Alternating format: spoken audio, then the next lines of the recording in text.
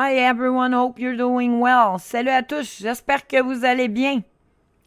Today we're playing Ken's Follett, The Pillar of the Earth. It came out in 2017. It's an adventure, indie game, puzzle, point and click, visual novel. Aujourd'hui, on joue à Ken's Follett, Le Pilier de la Terre, sorti en 2017. Une aventure, indie, puzzle, point et cliquer et une nouvelle visuelle.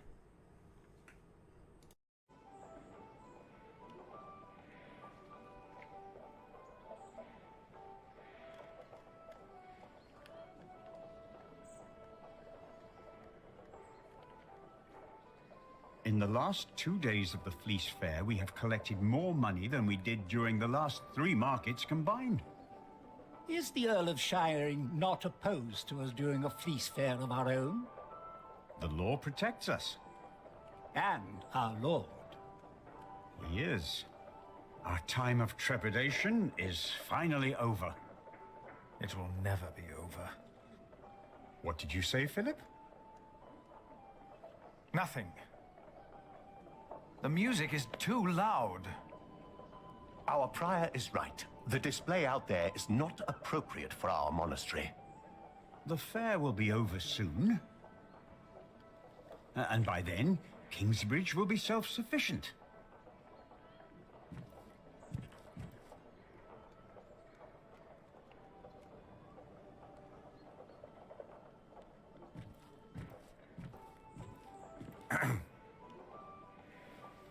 Philip? Ah, you're back. How are things at the quarry? All's in order. We won't have any further problems. So, why did you ask me to come? It's about Jack. He got into a fight with Alfred again. Have you come to a decision yet about my proposition?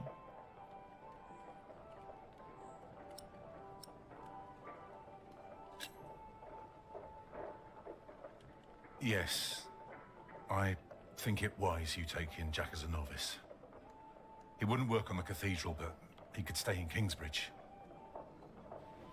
Jack can already read and write, and there is much more we can teach him here. What does his mother think? Ellen won't talk to me because of this. She believes I'm favoring Alfred. But Alfred is the master craftsman. I taught him since he was 6. Jack is only an apprentice, and the two can't go on like this.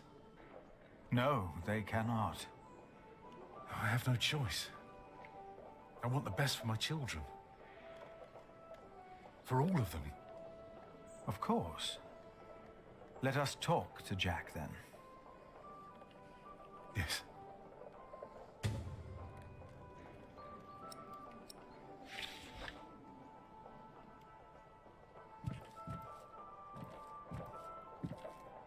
Tom?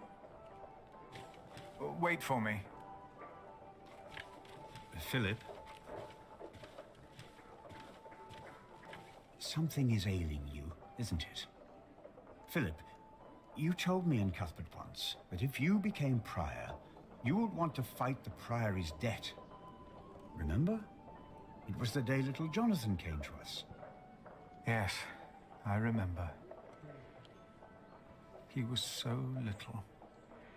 You achieved what you set out to do, and so much more. If only Cuthbert was still here with us to see this. Milius, we have not had time to talk since I returned. There was time, but you avoided it. I have a bad feeling about all this. Why? For once, all is well. It started even before I left my brother in Winchester, but he's still in the middle of all the chaos out there. I'm afraid. For him. For all of us. But it's not just that. No? I think I've lost my faith. You? Let us talk later, like we used to. Yes, of course. We will. Are you not coming, Remigius? I have pressing matters to attend to, my prior. All right. And what kind of surprise is it? Well, I think you'll be amazed, both of you. Ooh, now I'm curious. When can we see it? I should be done this afternoon. Come on, Jonathan. Let's have a look at the bear. Yes, please. Have fun, boys. Any idea what he's up to? I have no idea. Father, Jack took tools from the site. I don't know what he did with them, but I know he took them. Well, you two won't get a chance to quarrel in the future. Philip will see to that. But Jack is not the only one to blame in this.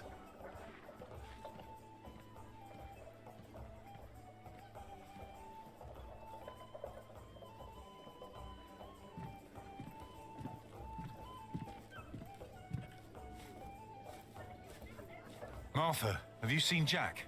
He went with Jonathan to see the bear fight. With Jonathan? That's dangerous. What is he thinking? Oh.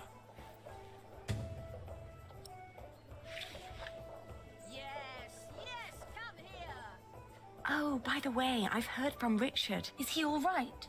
The message didn't say, but I assume he's fine. Why's that? He says he needs me to buy him a new horse.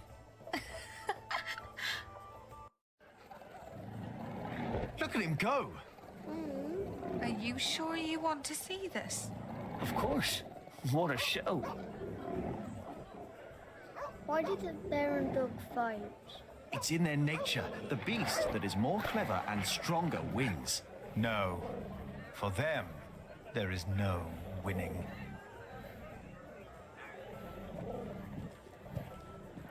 Jonathan, come here. You shouldn't have brought him here. It's dangerous. I'm always doing something wrong no matter what I do. If Alfred had brought him here, I bet there wouldn't have been a problem. There would have. Maybe it's better if you and Jonathan go.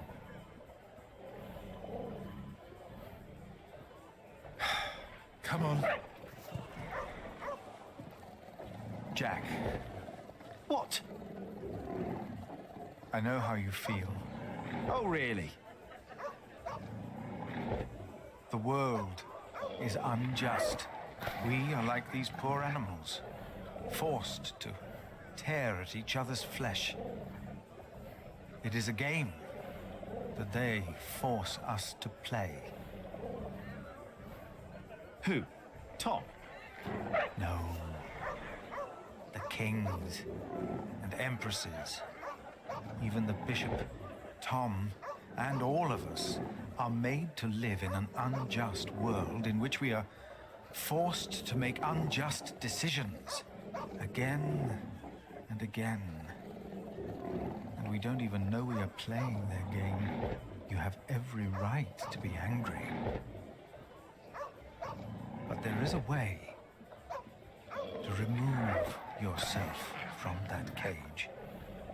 Perhaps not for the sake of God, but for the sake of man.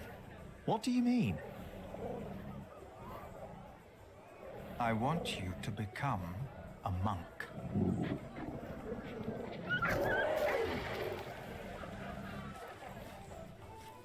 Wait!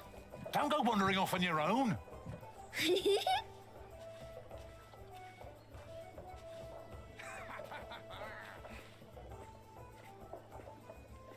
Have you two seen my son? Ellen, He went over to see the bear fight. Aliena? I have come to... To what? What's wrong with your brother? I've no idea. Aliena, I have come to ask for your hand. In marriage. Are you mad, Alfred Builder? What? Why would you think that I...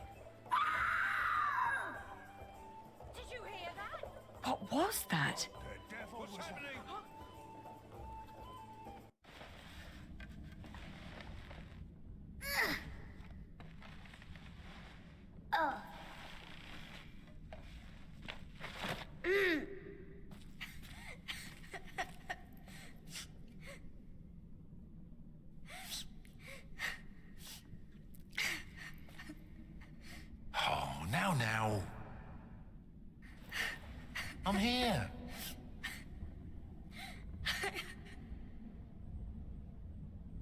should have looked out for you.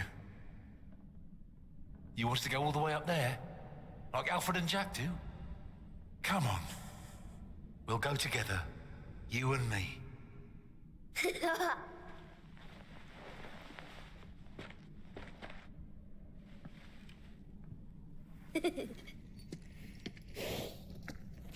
So, this is it then? Who's that man?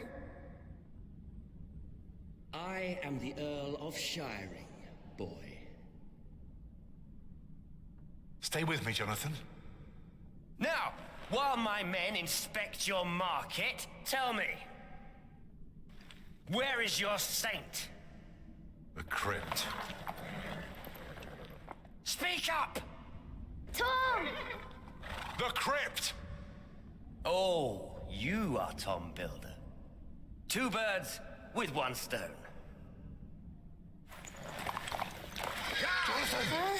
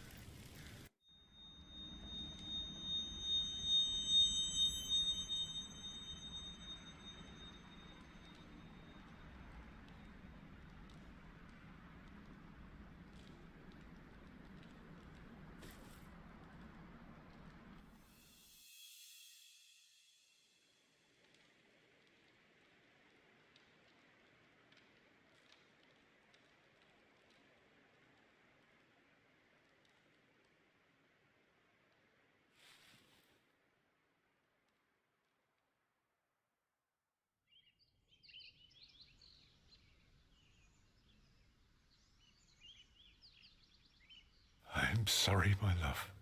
I am so sorry. All is well, my husband. Rest now. Rest.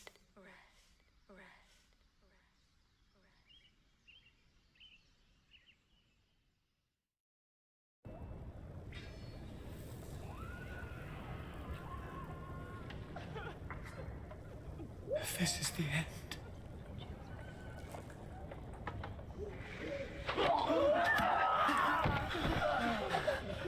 They were burning, by God. They were on fire. Where are the others? They're going to kill them! Aliena! Milius locked the door. From the outside? Is he still out there? No.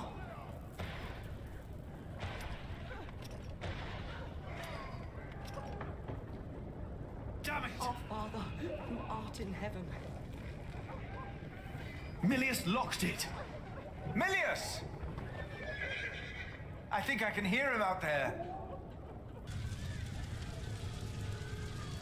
Return our saint, or you will go to hell. No, you go. No! Hallowed be thy name. William Hamley. Thy kingdom come. Aliena is still out there. So is Thy Jonathan. will be done, on earth as it is in heaven. We won't make it. Aliena! And forgive us our Oh sins, no! as The we gate is forgive locked as our well. debtors. Aliena is this way. Lead us not into temptation. So are the attackers. If we go this way, they might not see us. Deliver us from evil. You're right. Amen. But it's locked. Our Father, who art in heaven. Hallowed Jack! be thy name. Why?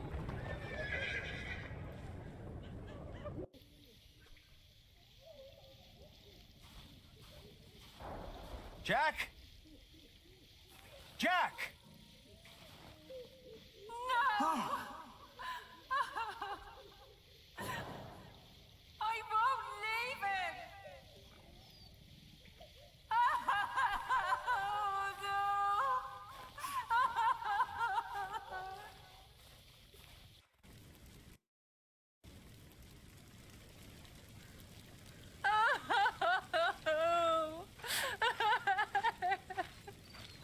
Move, Mary, please. We must leave him here. No! I have to help him! Peter! We cannot leave her here. Words from the scripture will calm her. Look at her, husband. Look at her.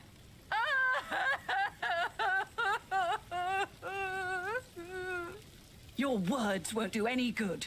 I won't allow you to poison her, woman. This herb will help her. It works. I will not let you use your devil's work on her. I have herbs for her. Don't listen to this woman, Philip. What's going on here?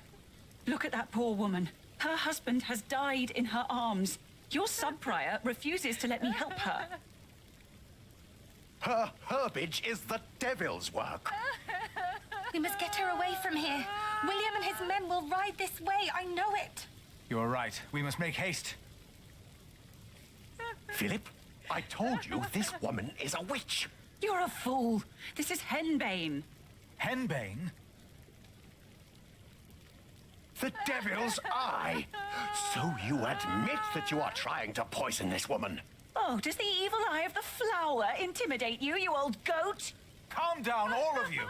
Prior Philip, take this. It will calm her nerves if she chews on it. For once, do the right thing.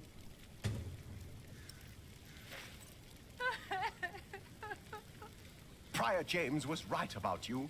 Prior James? Ugh, you have no idea what kind of man Prior James was. You are a fool. Are you sure this won't harm her? Yes, I am. No! We grow herbs too, Remigius. Go ahead. I'm holding her.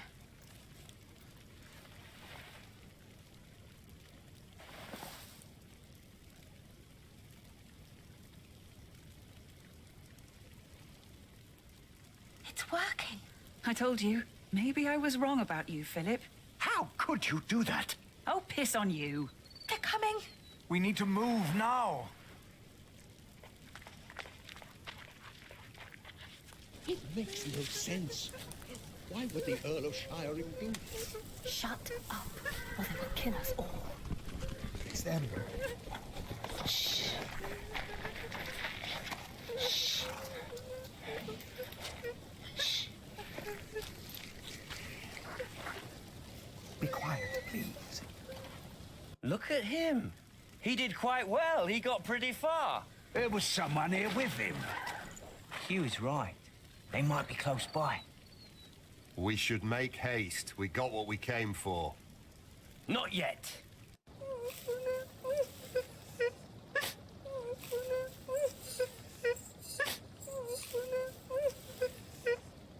Walter, why do I get the feeling you're upset? We didn't have to do this. We came for the saint. They deserved it. Like this ugly bastard. Kingsbridge defied us for the last time. That monk, the bitch, and the bastard she's fucking.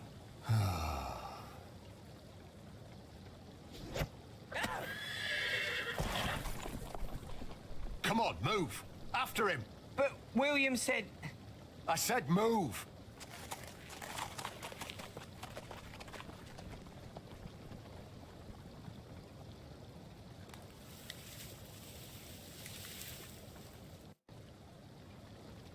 My little cub, are you all right? Did you see Aliena? She was in the market. I heard William calling out her name. Jack, come. We must find her and Jonathan.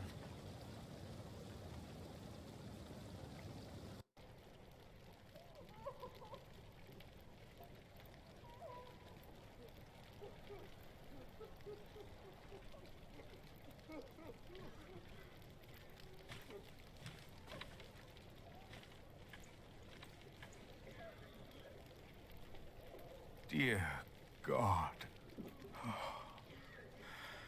Oh. No. Aliena!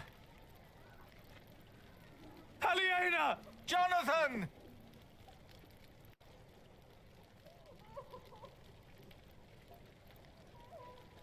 He took everything from me again. Aliena! No matter what you do, no matter where you go, I will find you. Every time you think you are safe, every time you play house, I will find you, and I will crush you. Now, kill them all, and make her watch.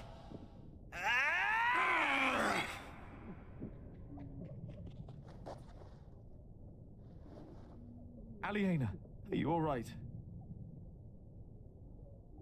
I swear by Almighty God and Jesus Christ and all the saints that I will take care of my brother Richard until he has fulfilled his vow. Can't you hear me? Jack! It's all gone. I can't support Richard like this. What am I going to do now?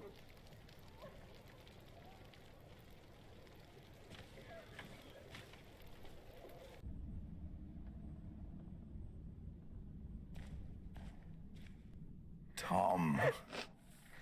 Oh, God. No.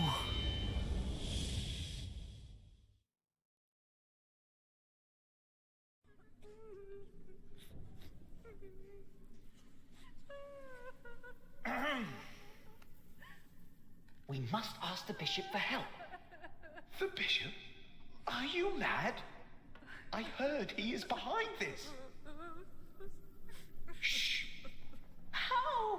How can we go on living in Kingsbridge now? Will the cathedral still be built? Not without the market. It must be, or there'll be no work for us. Please. Our prior will answer all of your questions.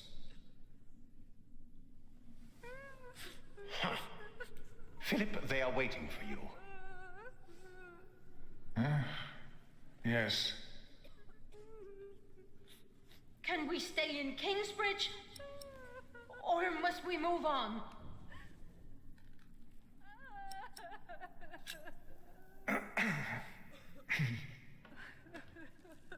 Too many people have died. Many were injured. Among the dead is Tom Builder. No! He died protecting our little Jonathan, for which I will be eternally grateful. Tom Builder is dead. What will happen to our cathedral now? 2 of our brothers have perished. Brother Arnaldus.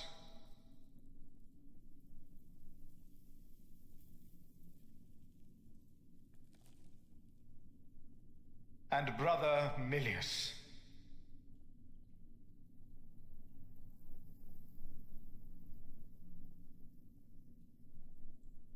He rests by Cuthbert's side now.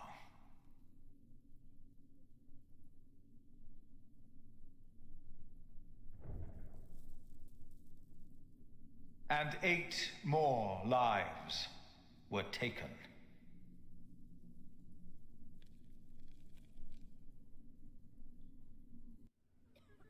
Will the Earl of Shiring be judged for what he did? He must be! Yes, he must.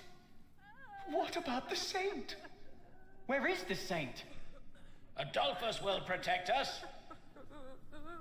It would be better if you answer their questions.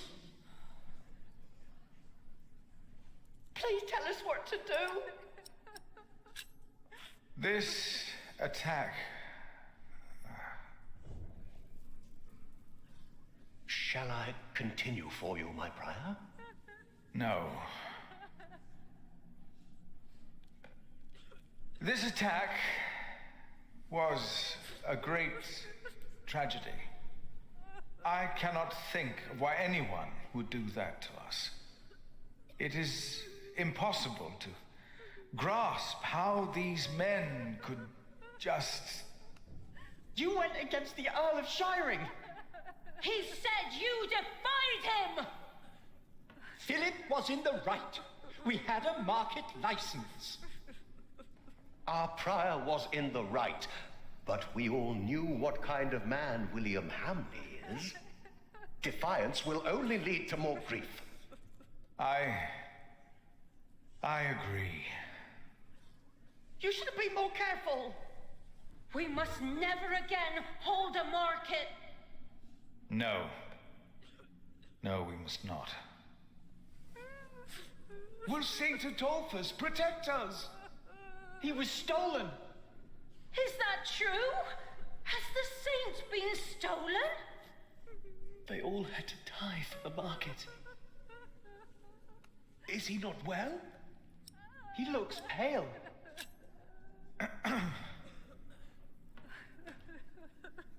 The rumors you have heard are true. The remains of Saint Adolphus were stolen from this crypt. Oh, we are doomed. The saints It are... was them. William Hamley stole him. Why? Why? Milius died to protect the saint. I saw it. Please tell us. Brother us what will Andrew happen is with us. overseeing the repairs. With Kingsbridge. And we will be able to continue the construction of our cathedral. Tom Builder's son, Alfred, will take over the position of Master Builder. Though it will take longer, for we will not hold a market again. And I am happy to welcome a new novice. Most of us are familiar with him, so I'm sure we all can share the sentiment that he will be very welcome in our priory. Jack.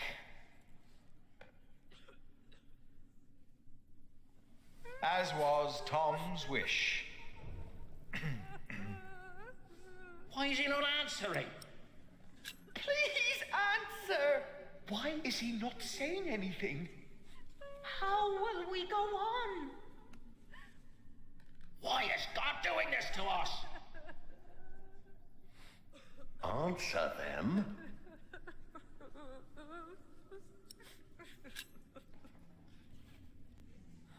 No. I cannot give you confidence. The stories of how God tested the faith of his followers. I see now how true they are. I think you do as well. I am asking myself, where is God? Why did he not prevent all this? I do not know. I have no answer.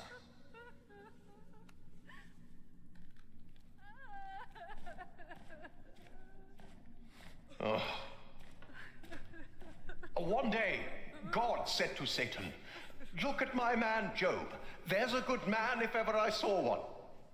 So Satan said, "You've given him everything. That's why he's a good man." But God said, even if he were to lose everything he has, his faith in me would not falter, and I will prove it to you.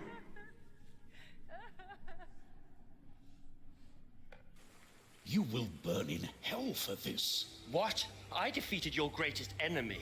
It was a holy mission. It's not up to you to decide that. Even your father would not have been that foolish. I am not my father. They saw you. They know that the Earl of Shiring is a murderer. What if my allies in Kingsbridge were hurt? What then? Absolve my sins.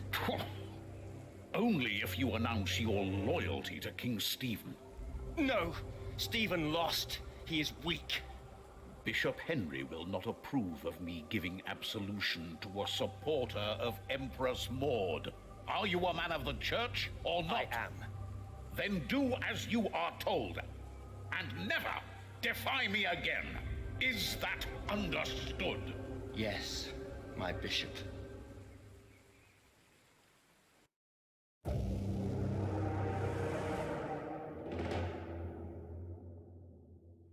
OK, what did we do in chapter 13? Ce que nous avons fait dans le chapitre 13, qui était la foire aux toisons, vous avez décidé que Jack devait devenir un novice. Yeah, I decided Jack will be a novice. William Hamley a tué Tom car il savait que Timothy avait échoué. William Hamley killed Tom because he knew Timothy didn't succeed. Vous avez calmé Marie avec les herbes d'Hélène plutôt que par la prière. I calm Mary with the herb, Ellen's herb, instead of with the word of the Bible. Milius et bien d'autres sont morts au cours de l'attaque de Kingsbridge. Milius and others are dead during the attack of Kingsbridge. So we're going to chapter 14. On commence le chapitre 14. Let's go.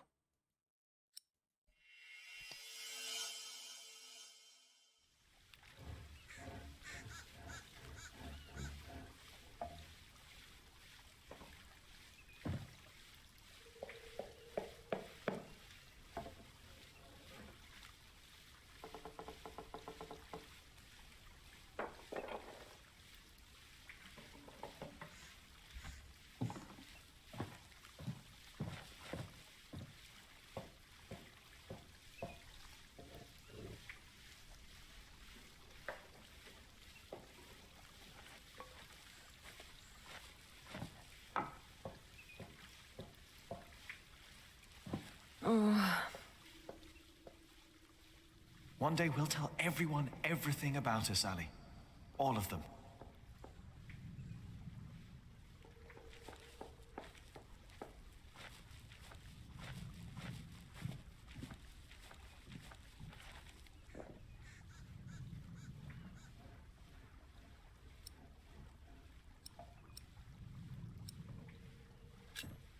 Maybe we should have told everyone while we still could. Maybe there would have been ways to make it last.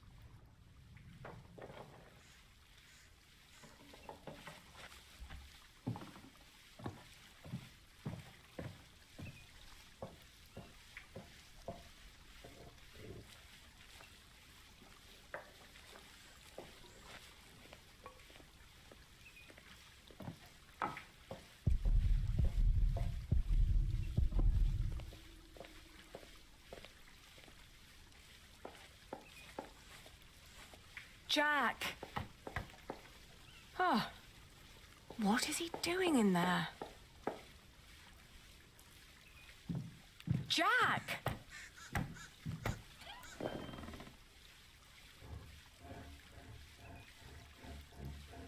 No.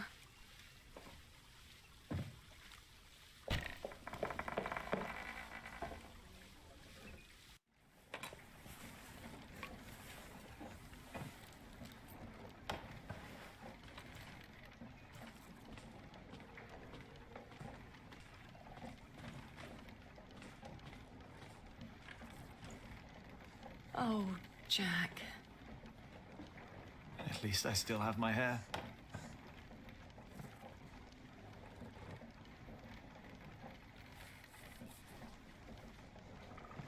Where can we go from here?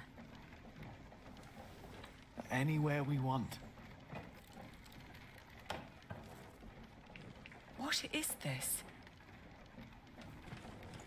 I told you I had a surprise for you. Remember? This is it. What is it? It's a first version of a fulling mill. It's fulling the cloth all by itself using the motion of the water wheel. Yes. What do you think? You'll be able to sell even more cloth, not just wool, like you wanted to.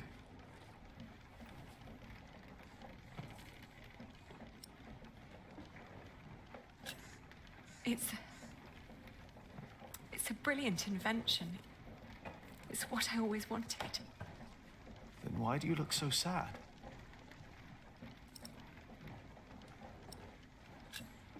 Because there will not be another market. No, not in Kingsbridge. We will go someplace else then, where he won't find us. He will find me, wherever I go. You can't just give up. I'm not giving up. And I'm not running away. And because I'm not running away, there is something I have to tell you. It's not what I want to do. It's what I have to do.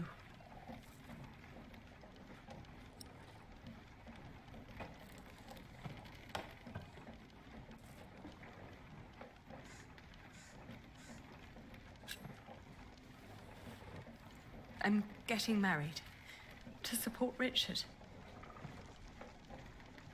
To whom? It's not important. William will burn down anything that I build up. This is the only choice I have. My husband will pay for Richard's expenses. It's the only way my brother can protect our people. I will marry you.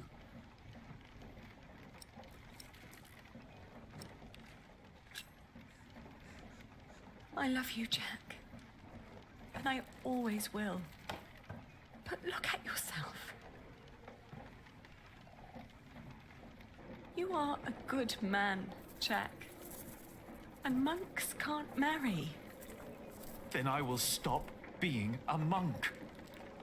And what then? I don't know.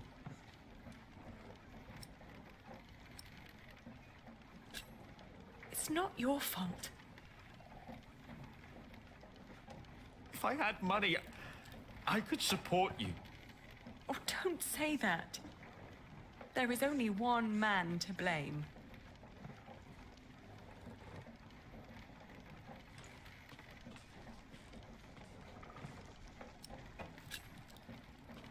Who is it? What? Who are you going to marry?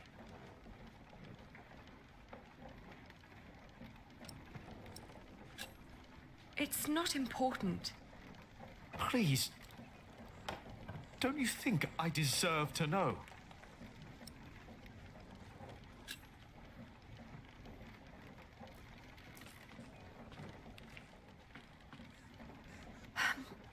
He has steady income from the houses he builds in Shiring and Winchester.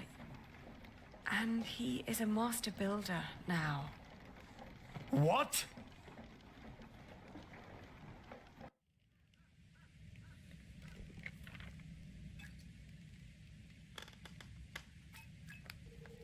Dear Francis, once you asked me if I often think of our parents.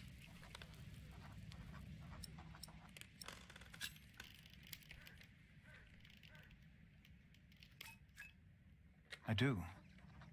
And I often think of the day they were killed. And of how Abbot Peter took us in. Peter raised us and taught us about God. We grew up in the safety of the monastery.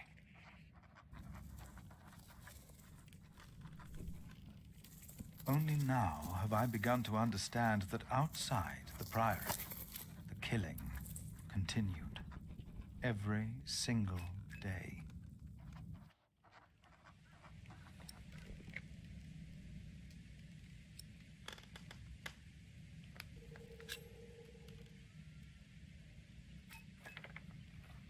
I have come to believe that if God existed, he would not allow all the pain and bloodshed. A few days ago, William Hamley and his men attacked us.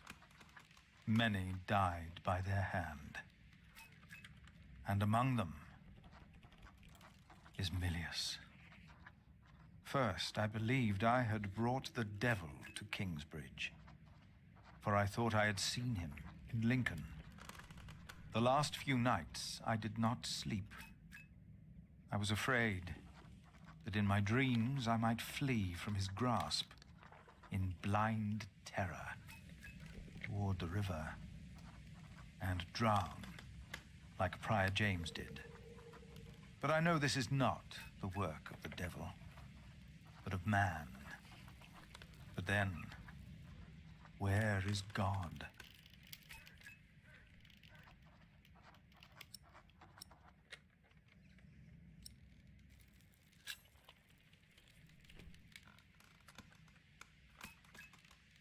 Most of what Abbot Peter taught us was wrong.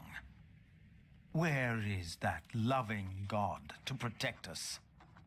But in one thing, he was absolutely right.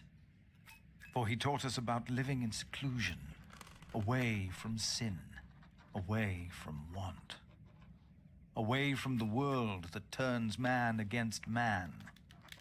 I know I blamed you for what happened after we got involved with Bishop Waleran. I do not anymore. But I blame our church and men like Waleran, because they involved themselves in the bloodshed. As Peter taught us, I will go into seclusion. The answers I seek are not out there. Maybe I will find them in here. Put that away! Stop it immediately! No, Jack! Oh! Jack! Jack! No! This is not what we do! Get off me, you freak! No! Oh.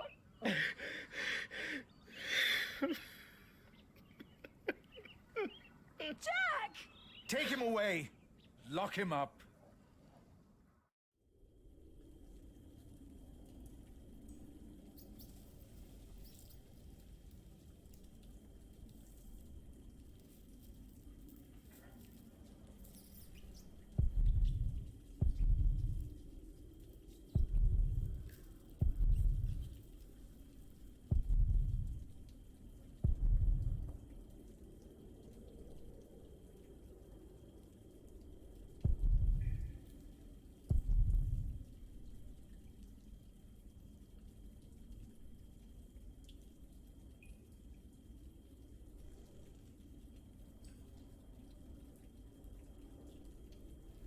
It's all useless.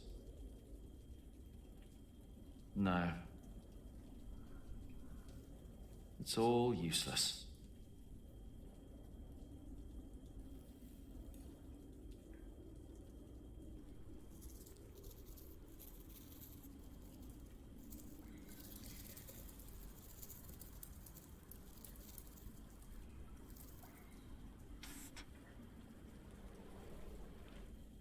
Jack.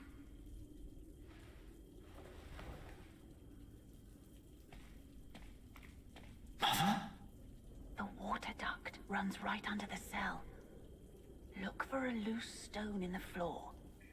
It'll sound hollow. What? How do you know that?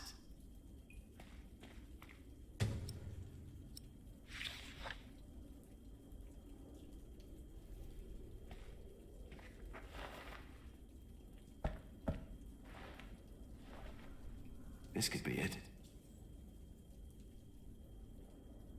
Ah, the cracks are too narrow to pry it out with my hands.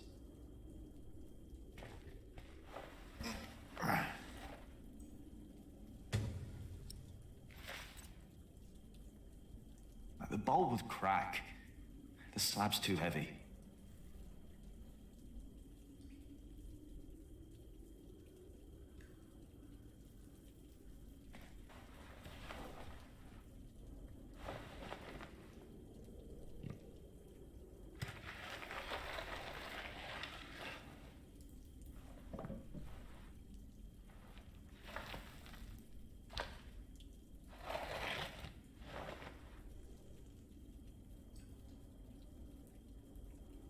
With that hole, I could lift the slab out.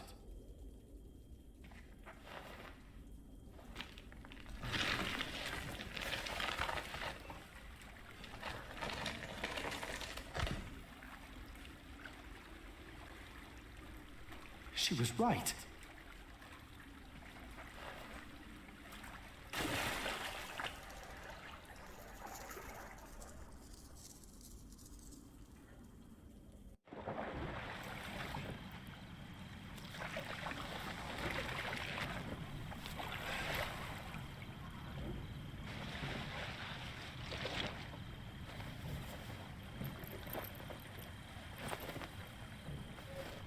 Jack, tell me, was it about Aliena?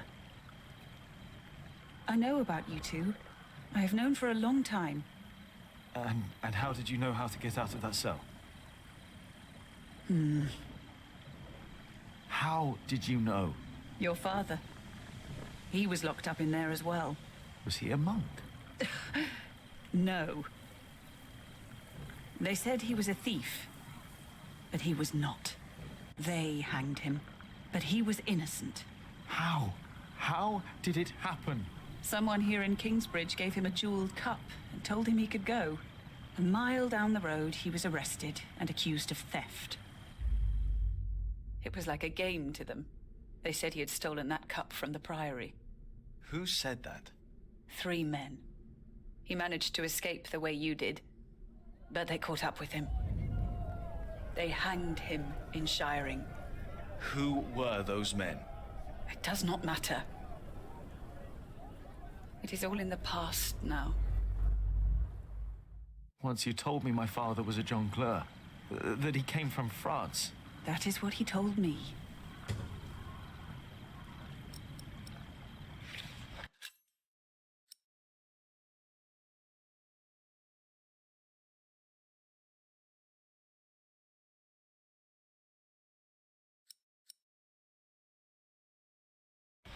You want to leave? What if I have family there? There must be someone who remembers Jack Sherberg, right? I knew this day would come. I'm not a monk. I know. And I can't work here with Alfred. I know. You really love her, don't you, Aliena? Yes. You truly are his son, Jack Jackson.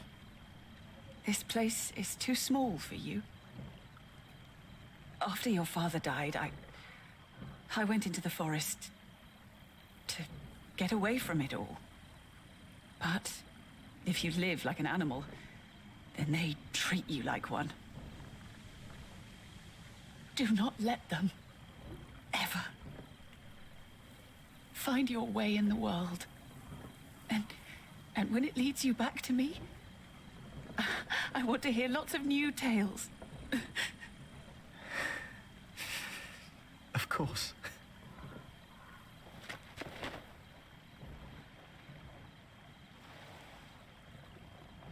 Those that killed your father, the people they killed, will return to haunt them. I promised them. Wayleran disrespects you.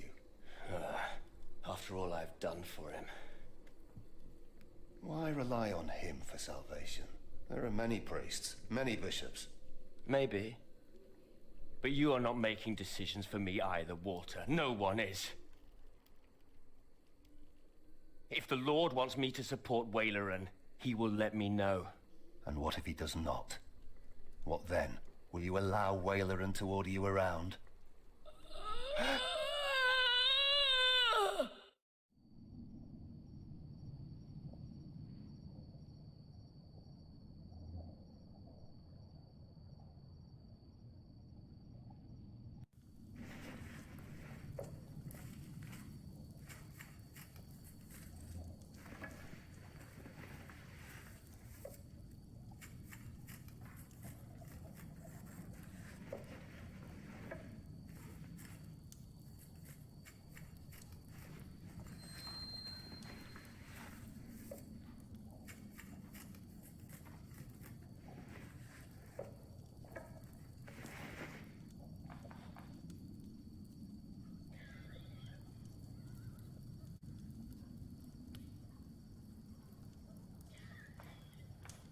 Whew, it's getting cold.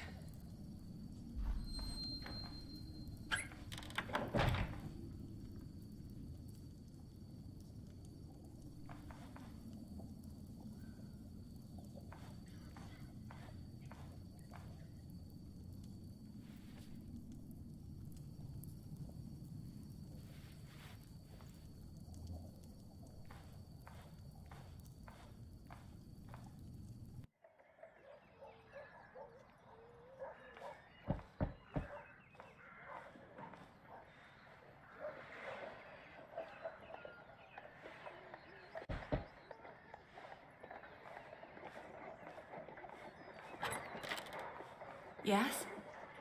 I'm sorry for disturbing you on an important day like this, but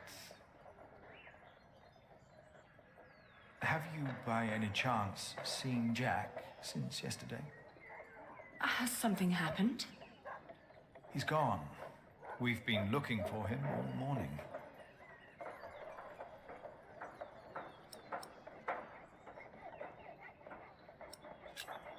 No, I haven't seen him. Does anyone know why he left? Well, yes, and I'm afraid it is my fault. I had him locked away. But in the end, I just punished anger with wrath.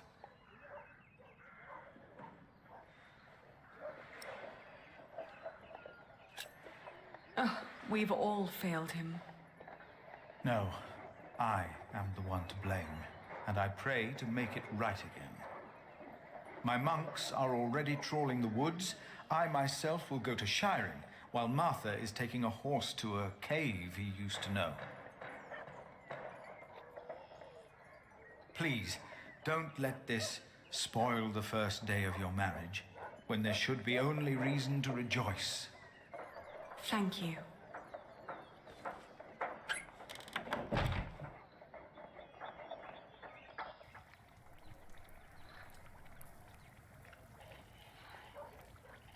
They still haven't found him? How long has it been?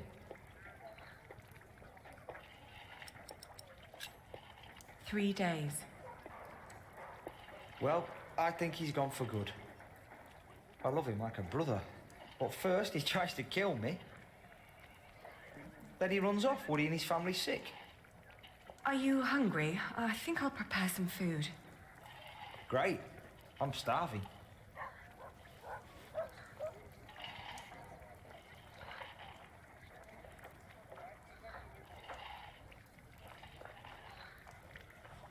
What are you cooking? Frumenti. What's going in it? Wheaten ale with milk, spices, venison and eggs. Well, as long as it tastes good. Spices. I need to add some spices. And I mustn't forget the eggs.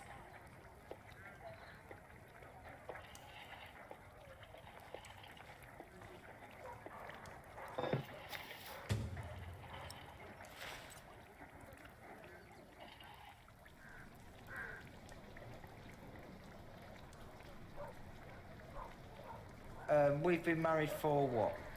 A week?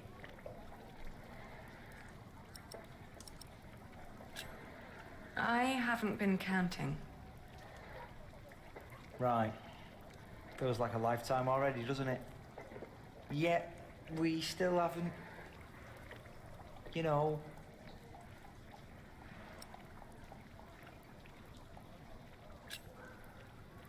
Oh, I'm sorry. I want this to work, but I need time. It's all right. Sometimes you look at me like you think your husband isn't a good man. But I am a good man. You'll see.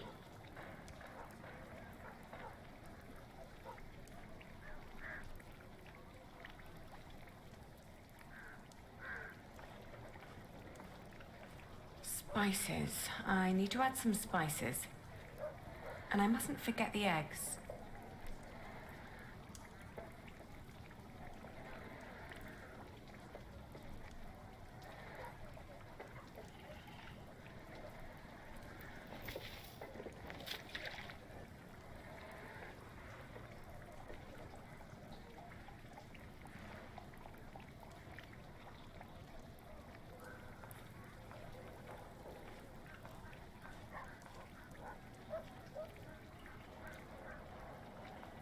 Where are you going?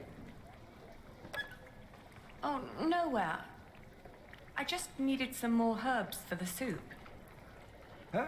I think everything you need's here.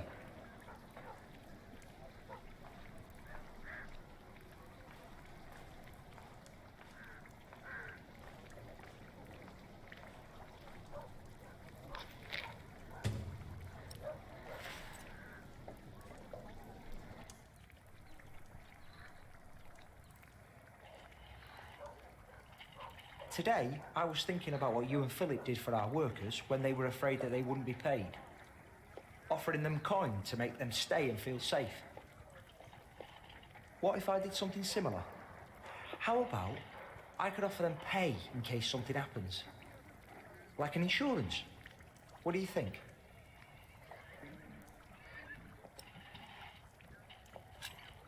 Could you afford it? That's up to the prior to decide.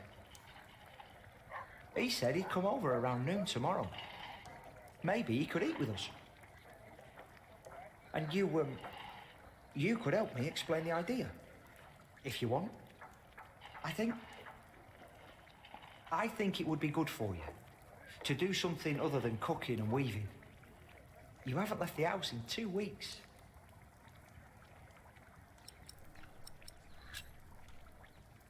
You're right. I'd be glad to help. Ah, great.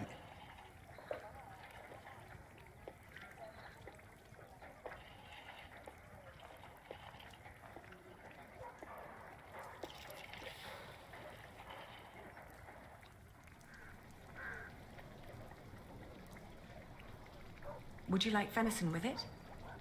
No, thank you. I'm just here to talk. Ascetic as always, I see. It just turns more and more into a habit, really.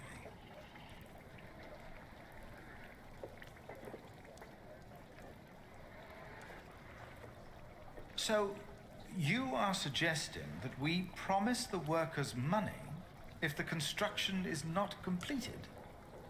Yes, as an insurance. Since the Fleece Fair, they've been quite worried.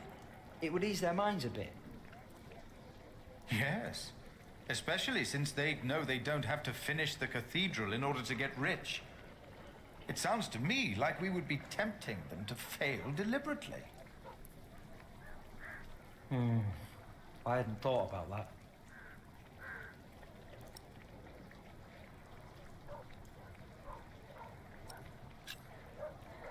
Don't be so cynical, Philip. I'm not. It's just so hard to encourage goodness these days. We tried so hard in the last few years, yet all we reaped is death and misery. The alternative would be to do nothing at all.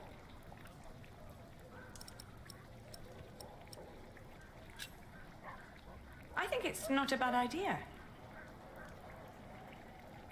We wouldn't promise them too much, just enough to help them get by till they find new work. It would ease their minds a bit. Yes, you said that. Your idea shows great compassion, Alfred. Thank you, Father.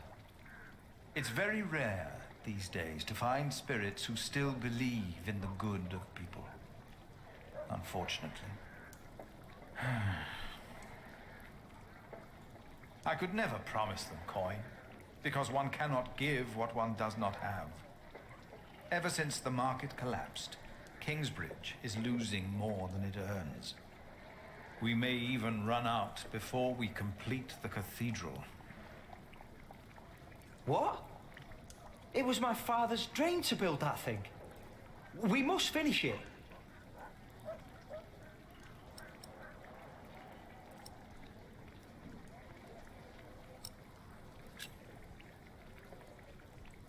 Could you build faster?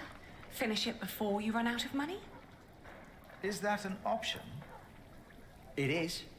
I've seen it done before. I can do it. All right.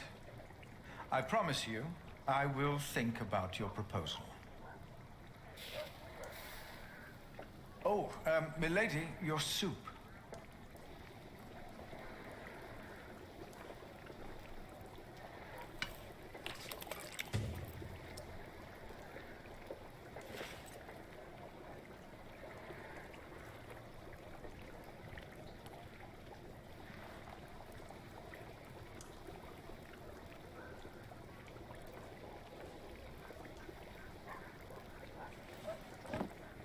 Thank you.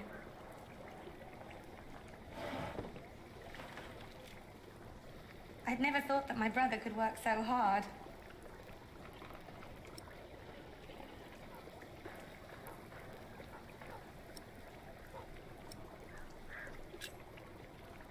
He really cares about Kingsbridge. I would never have thought. Really. Alfred has changed. He used to be such a bully. He seems really concerned about things now. About Kingsbridge, about you, about your family. I can't wait for you to give me a little nephew or niece.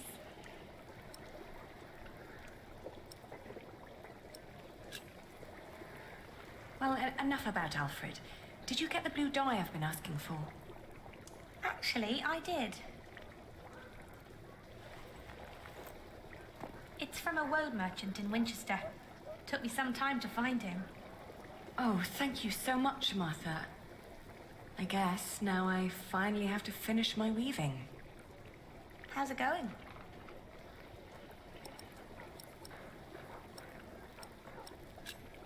I'm taking my time. I'm not in a rush. What does Sir Richard think of the idea? I haven't told him yet. When he comes here, he's mostly interested in coin. But that's the deal. He fights and I pay. It's an endless circle. The coat of arms shall remind us of who we are and where we come from, so we don't end up losing purpose. Have you decided on an animal yet? You really should have an animal on it.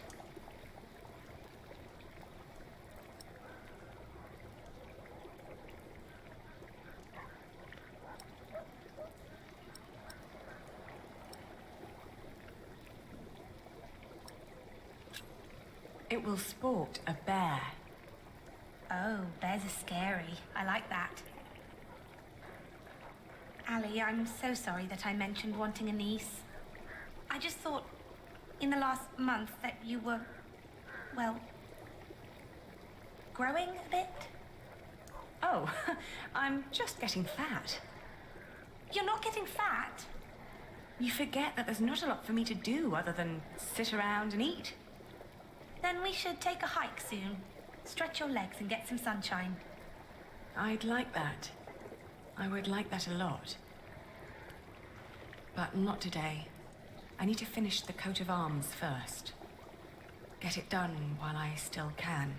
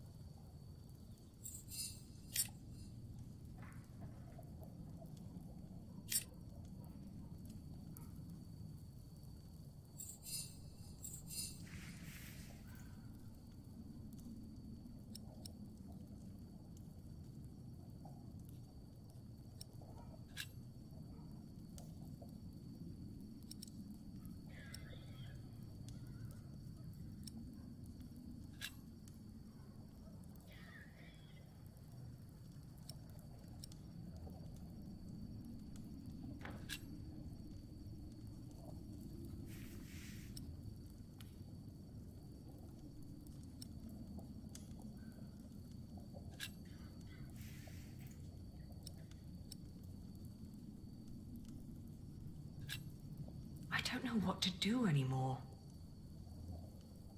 Marrying Alfred was a mistake. I knew it all along, but I saw no other choice. Not if I wanted to stop William Hamley. And Alfred was the only one promising to help me reclaim my father's inheritance. And ever since we've been married, he's been working deep into the night to finish the cathedral. And when he's home, he expects nothing in return, although I can see so much longing in his eyes. He is trying his best to make our arrangement work. And I try to be a good wife.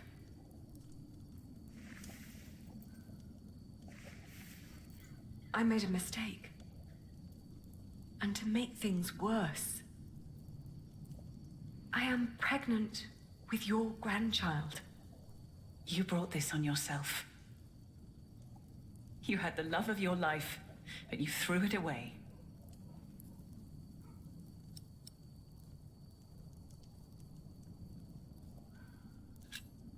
Do you scorn me for what I did? No more than anyone else. First and foremost, I blame that priest who turned my son into a monk. But you're a very close second.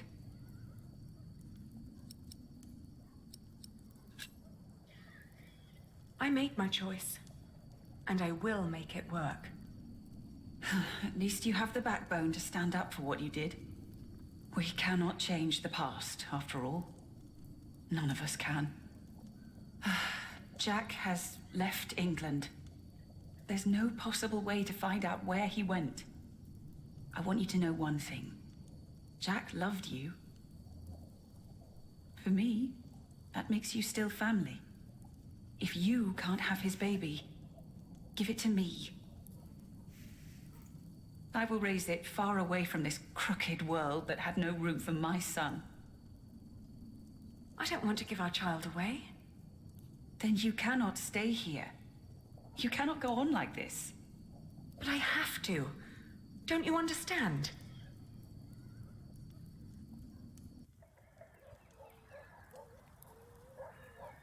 It's finished.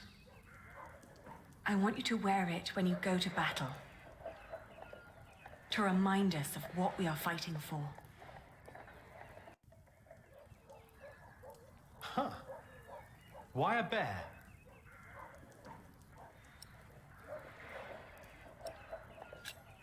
Because it's a strong and clever animal. It urges us to be its equal. If we don't use our power and wits, we have no chance of survival in this wilderness. You hear that, Alfred? I'm a bear. Rawr. Grow up, Richard. This is important. Sorry. How's the war going, by the way?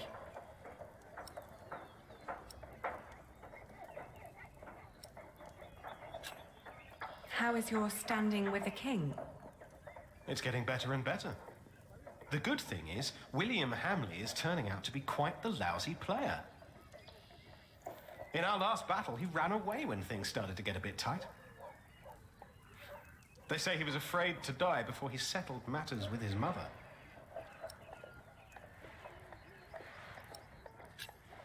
His mother? No one's seen her in years, not since her husband died. But rumor has it she's still alive and joyfully pulling his strings. Mention her to William, and he goes as pale as a sheep. Ali, we are so close, but we need to be careful. We mustn't let our guard down. Is there anything you need from me, Richard? Well, a new saddle would be nice. I'll see to it. And a horse to put it on, of course. The last one caught quite a few arrows. Right. I'll be out for a while. I've got some business at the market with Martha. All right.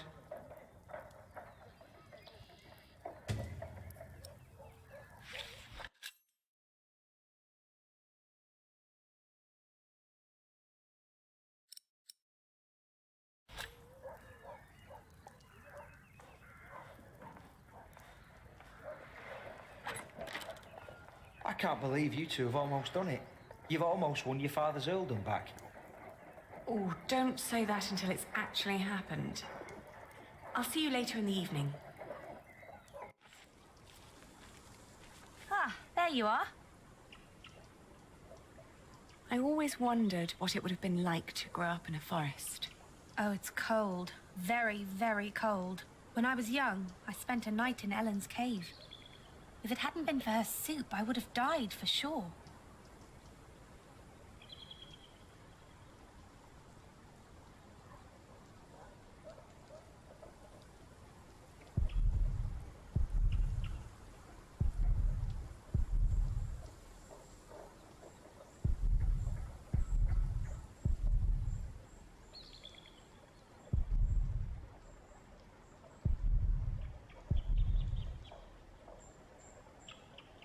What kind of soup?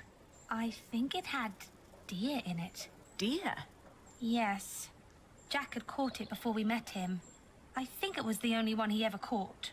But hunting deer is... I know. It's punishable by death. Jack never was one for rules and laws. Right.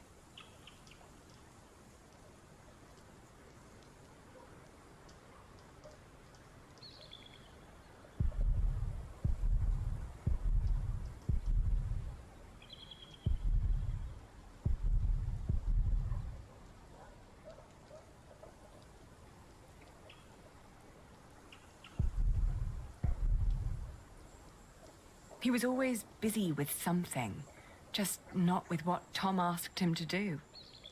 Jack? Yes. Yes, he was. You will be an aunt soon. What? But don't tell Alfred. I haven't told him yet. You still think marrying him was a mistake? I do. I do too. But you did it for very good reasons. So, maybe it wasn't a mistake after all. Maybe it will work. Not in a loving way, but more like a partnership.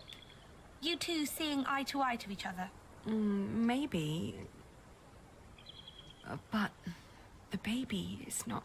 What was that?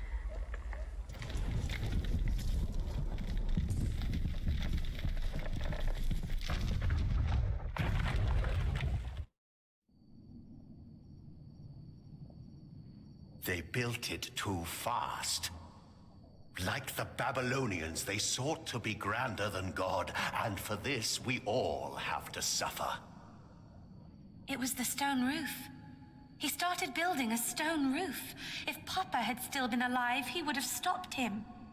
You're with child? How can you be with child if we never... My cub is gone and will never return. You threw it all away for a life of lies and a kingdom of dust. Without a cathedral, my mother will spend an eternity in hell. And by God, I hope you won't suffer the same fate for this. I can't stay. Not without work. And not like this. I'm sorry.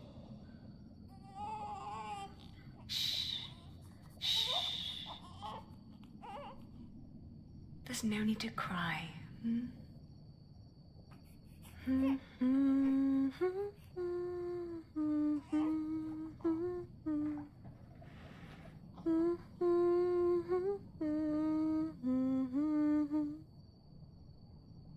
There.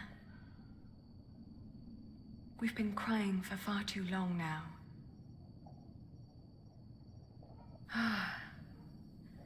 Where do we go from here?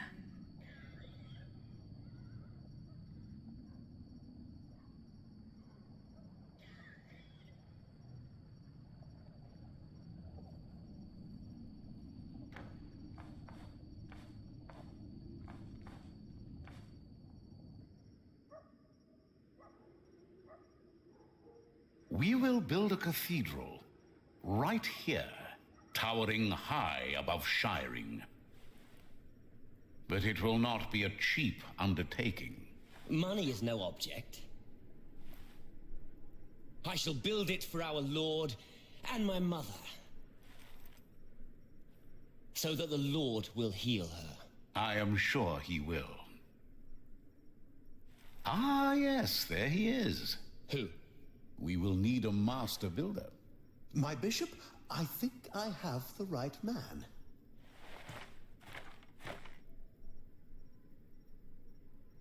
My bishop, my name is Alfred Builder.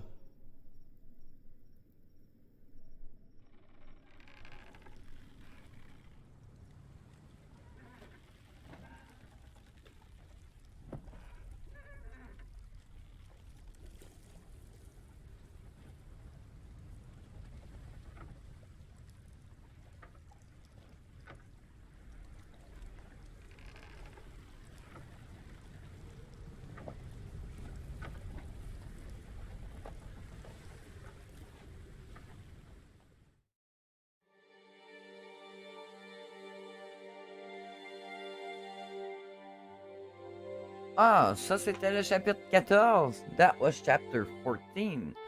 Qu'est-ce qu'on a fait dans le chapitre 14? Vous avez tenté d'adoucir les choses lors de la rupture avec Jack. Yes, I was trying to be not so rude with Jack when I broke up. Vous ne croyez pas en l'existence de Dieu. I don't believe in God. Vous avez choisi un ours comme ornement pour vos armoiries. Yeah, I choose the bear.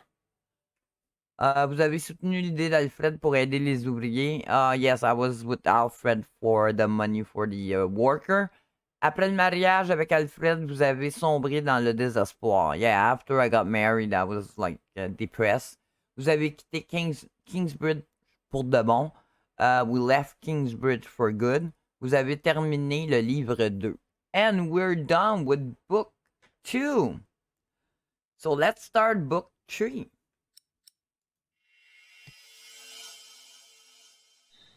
Next time on The Pillars of the Earth, witness the climactic final part of the series. It's time we take back what was taken from us. It's time to face our enemies. It is time to make a stand for what we believe in. The Pillars of the Earth, Book 3, The Eye of the Storm.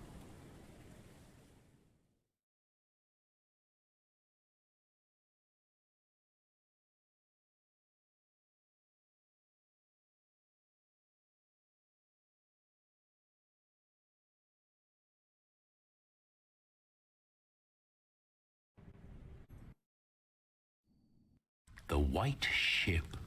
She was one of the fastest vessels that was ever built.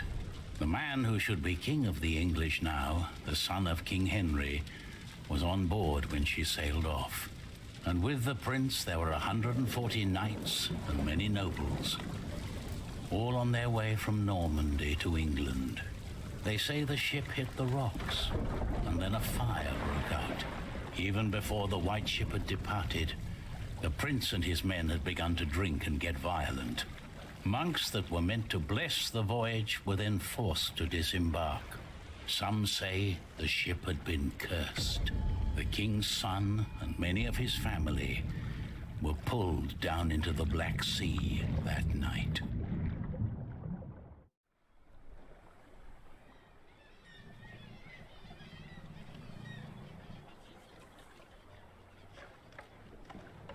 You're forgetting one important detail. Not only these monks, but also Stephen of Blois, the king's nephew, left the ship before it embarked. They say he got ill. That old rumor. The same Stephen who calls himself the King of the English now. What? That cannot be a coincidence. Yes, it can be. Of course he's king now. He survived. He is the king's nephew. What do you think, my lord? I think Stephen is a clever man. Clever enough to have his whole family perish. But why he would want to rule that godforsaken rock, I will never understand. What makes you say that? I love my country. Then why are you leaving? Well, because I want to see something new. I'll tell you what you're going to see. A proper country, where people know how to behave.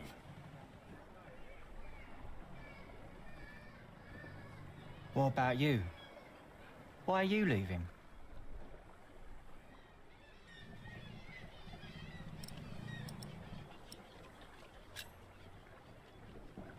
I had no reason to stay. Really? Huh. I guess I should stay out of other people's business. Forgive me. You English do talk a lot, don't you? I just don't know how to feel about leaving my country for the first time. I mean, how should anyone feel?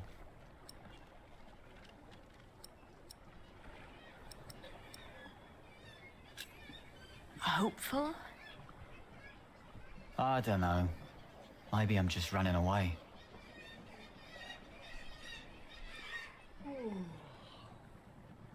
You should all get some rest. It will not be long now till we reach Cherbourg. Thank the Lord. I can't wait to be back.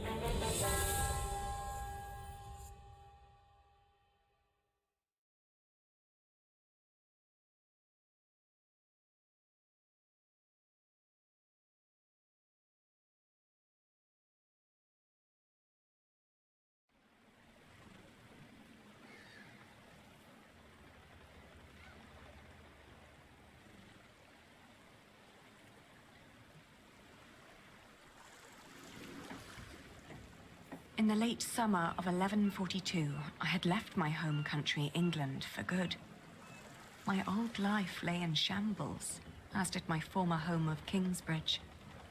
Having failed both my friends and family, I had set out to find my baby's father, the man I still loved with all my heart, Jack Jackson. And so early one morning in July, I finally arrived on the shores of Normandy. With nothing on me but a pouch of coin and a young, curious face yet unnamed, who was just as unfamiliar to this new world as was I.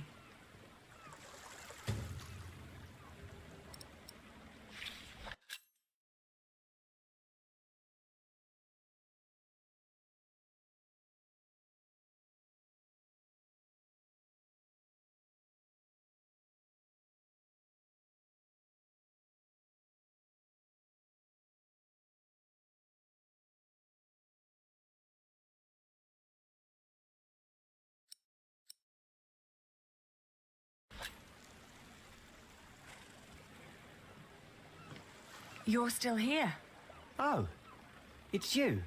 I'm just trying to get my feet used to good solid ground again. The last bit of our voyage wasn't exactly my pint of ale. I'm looking for someone. A red-haired mason called Jack Jackson. He came to France about a year ago or so. A fellow mason? Great. Unfortunately, I wouldn't know a thing. After all, I just arrived here with you. I know, but should you meet someone like that on your journey, tell him Aliena of Shiring is looking for him. All right. Jack Jackson. I'll keep an eye out for you. Thank you. Have a safe journey. Oh, thank you. You too.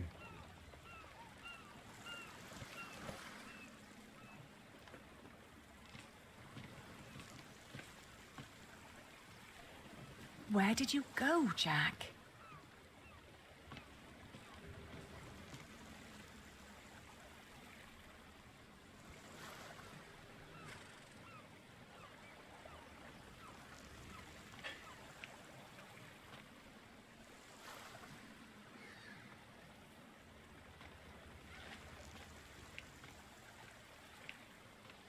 Have you seen a red-haired mason?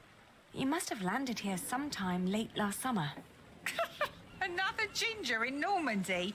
I wouldn't have noticed, even if he was carrying a hammer instead of a fishing rod. Maybe you should ask someone in Barfleur. That's where all the travellers come through, the pilgrims and kings. Their lot rarely lands in Cherbourg, with the fortress passing back and forth between Stephen of Blois and Geoffrey of Anjou. Why you even came to Cherbourg in the first place baffles me. It was the earliest ship I could get. You must be in some hurry, madam. Let's just say I needed to get away before I changed my mind. Fine with me. Who am I to judge?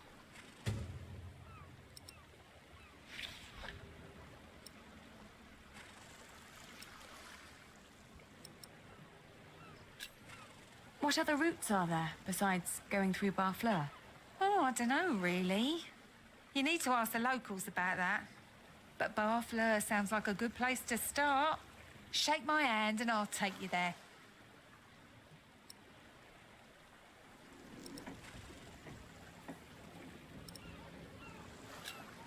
Travelling by coach is a lot less strenuous than walking. Your little worm deserves some warmth and a rocking carriage.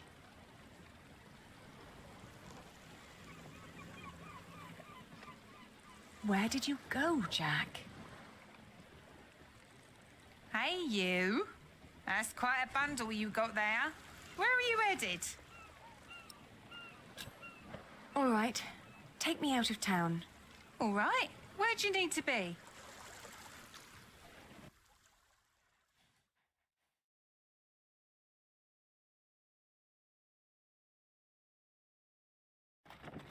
We went to Barfleur, a scenic port town built on granite.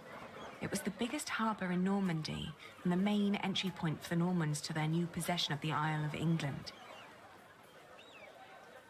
I talked to some of the sailors and fishermen, but no one had remembered seeing Jack. How could they? Almost a year had passed since he a simple mason, had journeyed through the busy town, a town with no memory other than that of the last king who passed through on yet another one of his violent conquests. Maybe I was approaching this the wrong way. What had drawn him to France in the first place? The distance to Kingsbridge? Or something specific? What was my lead?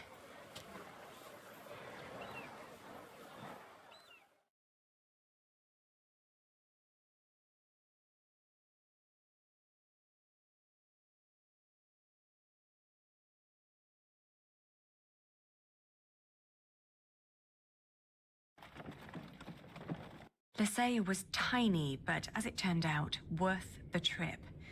In the small abbey church of the Trinity, I met a monk who claimed to have talked to a man fitting Jack's description. He'd been fascinated by the abbey's rib vaulting and had asked the monks countless questions about the place's construction. The monk apologized that he couldn't tell me where Jack had traveled next, but I didn't mind.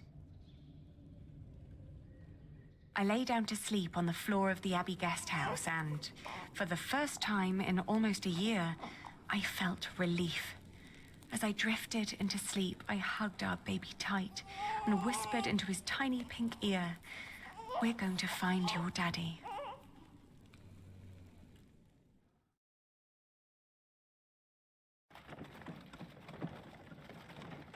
My father had once told me tales of the Mont Saint-Michel. Long ago, the Archangel Michael had urged Hubert of Avranches to build an abbey on a lonely rock on the ocean by burning a hole into his head. They say one can go and see his penetrated skull on display in the church of his hometown. It was a windy day when I arrived, and the place was crowded with pilgrims and jongleurs. I remembered Jack's fascination with these tellers of stories. I spoke to one who was just taking a break. As it happened, he had indeed met Jack, although not in Mont Saint-Michel, but on a road heading east from there. Apparently, Jack had been hopelessly tracking jongleurs who might have known his father, Jack Cherbourg. But as he'd been gradually running out of money, he'd intended to look for work in Le Mans or Tours. That was about 6 months ago. I was catching up.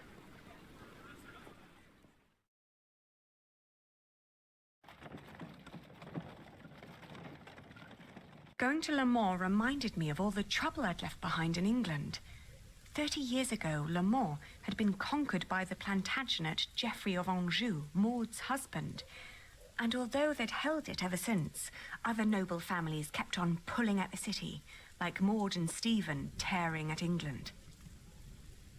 There was no sign of Jack, but I got news of a new kind of cathedral being built in Saint-Denis, just north of Paris. It was possible that Jack had gone there to learn from the craftsmen. That was, if he hadn't travelled further south, looking for work in one of the many churches in Tours, the hometown of Saint-Martin.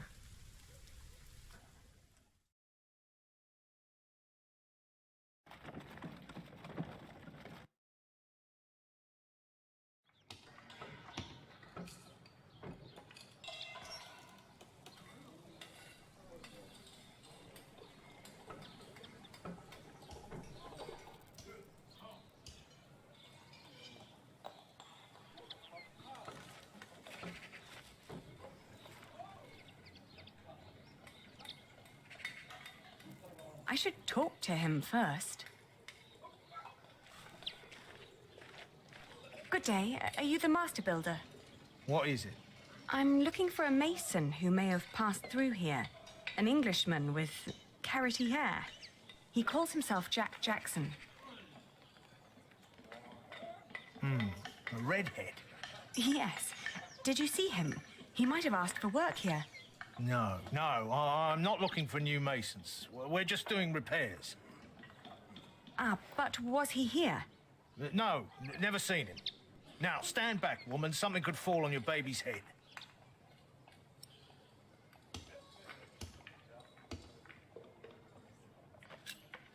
Are there other construction sites around Tours? Well, yes. It's a big town. And where would an outsider most likely find a job? Dunno. Ask around.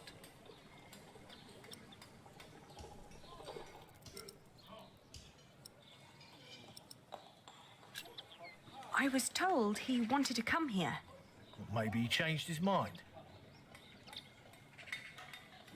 Are you sure you haven't seen him? I am.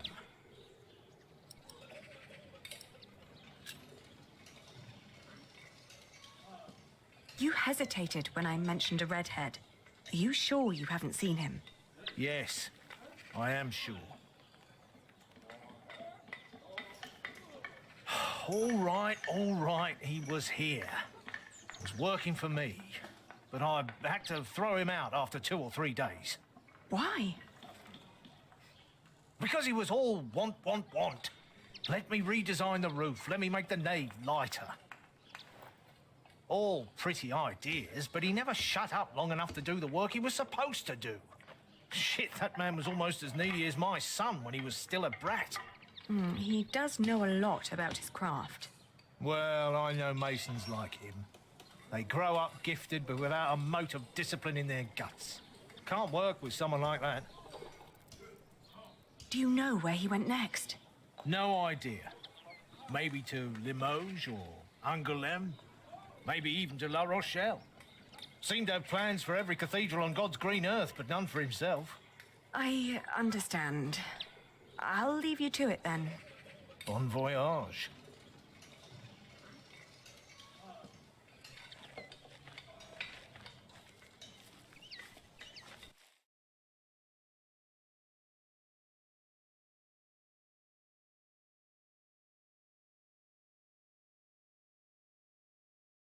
We had just left Tours when I suddenly felt dizzy.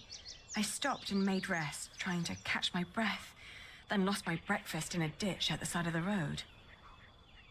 To my horror, our baby too had grown pale, his breath shallow like that of an old man.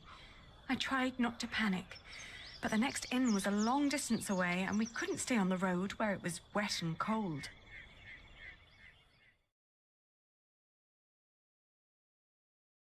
Back in Tours, the fever got worse.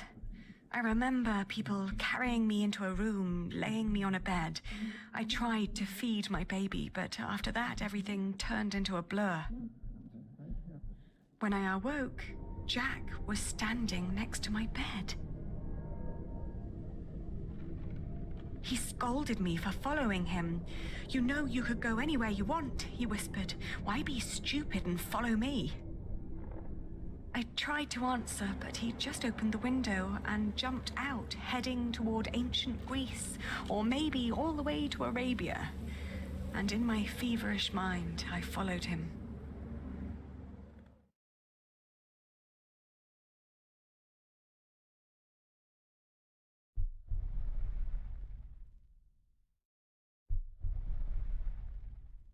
The further I went, the angrier I got.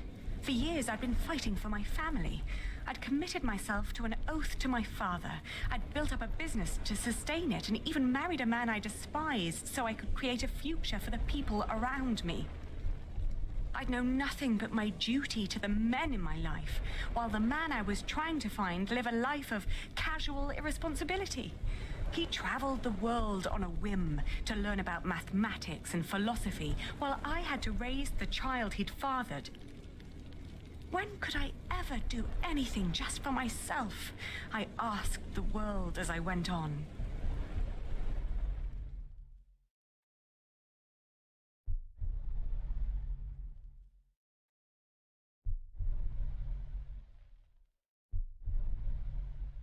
I traveled in a circle all the way to the edge of the world and back, only to return to the place of our failure.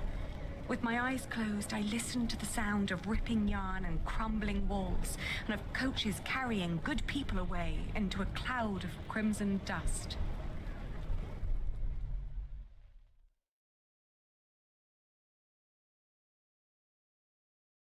When the last moat had settled, I opened my eyes again and found myself in a dirty little room.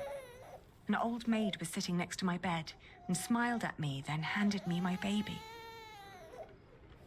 Oh, dear God, he still looked so pale.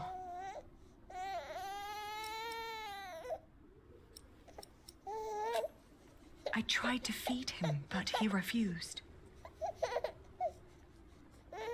Oh, Please, God, let him live. Don't punish him for my own sins. I gently caressed his head until finally he put his mouth to my breast and drank more and more, becoming greedier with every swallow. We had both been spared. We rested one more day. Then I gathered my things and headed back to the cathedral to thank the Lord for his mercy.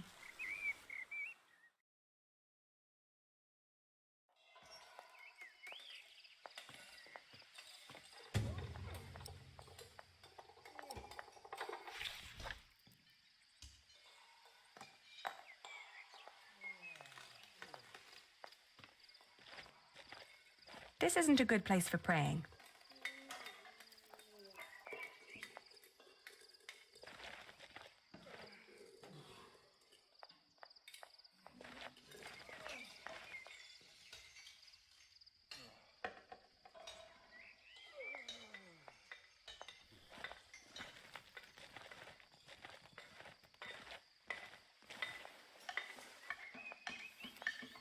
I thank you, dear Lord.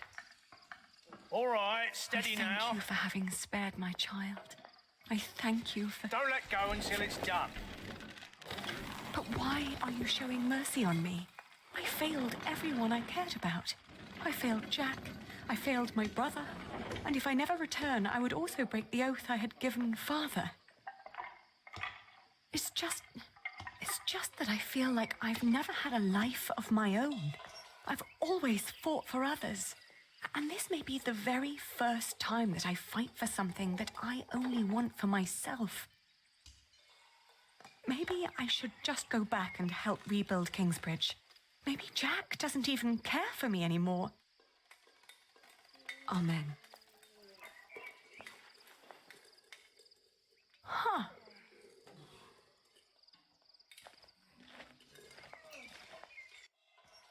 I've seen one of those before. It's amazing, isn't it? The man who did that really had it in him.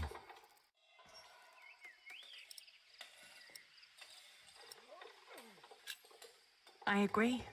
He always did. Oh, you knew Master Jacques? Yes, but it's been a while since I last saw him. It's a shame that the Master let him go. In just 1 month, he did so many things.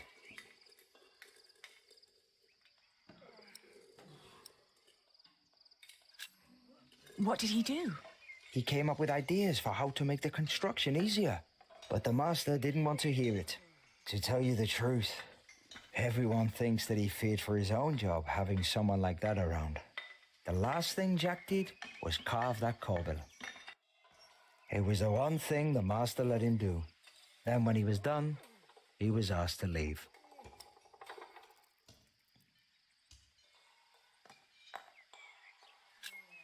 Your master said he had no discipline. Let me tell you something. Jacques worked very hard on it. He was impatient and had a temper, but you could see that he tried to overcome it. Conquering that rock was very important to him. Oh, I understand that so well. Do you happen to know where he went next? He wanted to walk the Pilgrim Trail to Santiago de Compostela. The Camino? The Way of St. James? He said he might find someone there who knew his father. Just one more thing. How was he when he left? Never thought about that. Relieved, I guess. He seemed ready for something new. Thank you so much for your help. Think nothing of it. And good luck on your travels. May you find what you are looking for.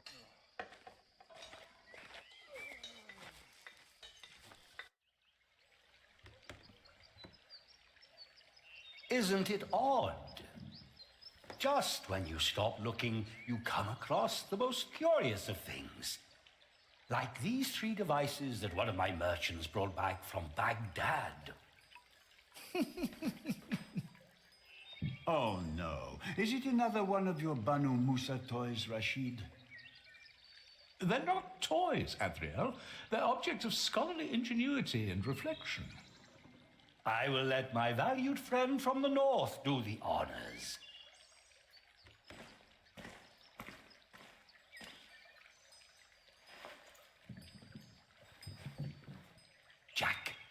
if you may.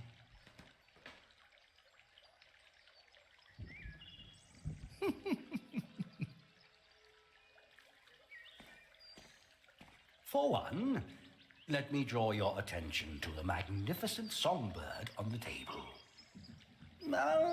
On second thought, why don't you save the lady for last? Otherwise, the other two devices might appear bland and boring in comparison. I agree.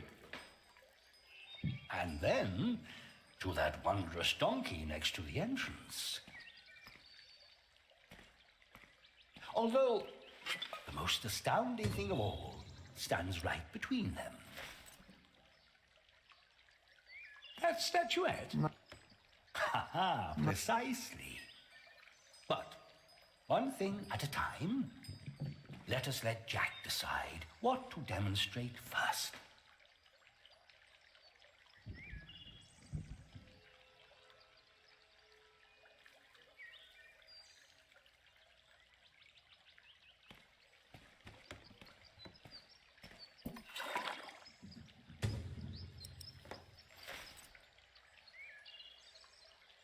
He likes to take his time, doesn't he?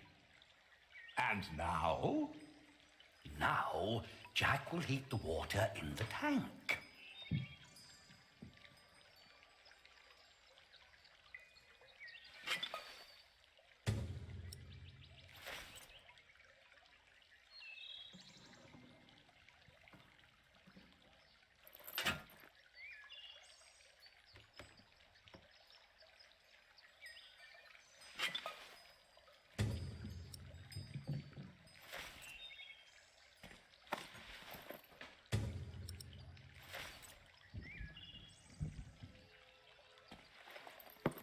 And now? Now, we need to add some water.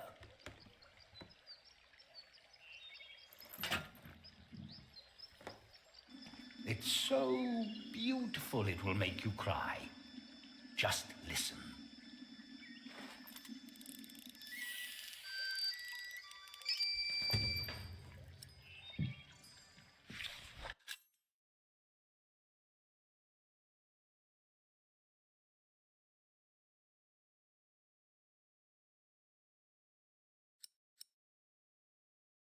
Well, how marvelous!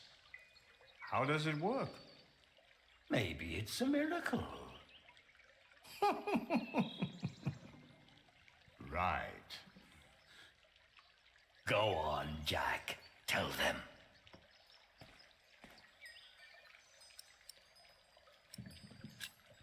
There's a hidden wheel inside the box. It turns an axle that in return raises and drops a sequence of small cylinders inside. These cylinders work like fingers playing a flute. But who is blowing into the flute? Steam. Steam? Yes. When I opened the pipe, it gradually pushed itself into the tube. The power of steam. For once, I must agree. This is brilliant. Of course! It was created by a Muslim after all. Let's not get ahead of ourselves. What else have you got, Rashid? Anyone care for some tea? Thank you, my daughter. We will have some as soon as Jack has finished our presentation. Mind if I watch? Of course not. So, who is this man, Rashid? Jack is a friend of the house. I could watch this man scoop up water all day. A brilliant man, a scholar and a talented artist. Just the other day, he explained Euclid to me. Now, watch the head. Just any moment now. There. Did you see? It threw up. Rashid, this is disgusting. Oh, far from it. Would you kindly explain how it works, Jack? You see that bowl floating on top of the water? At the bottom of that bowl is a small hole. Through it, the bowl is slowly filled with liquid. Once it's full, it sinks, pulling a string which makes the ball drop onto a weight. This, in return, pulls the bowl up again, emptying it in the process. Thus resetting the entire mechanism. If you timed it perfectly, you could make it drop a ball at every hour. Turning it into a clock. How clever. For me, it's still nothing more than a puking donkey. Show us more, Rashid. One could join those two and build a singing donkey clock. One song after every hour.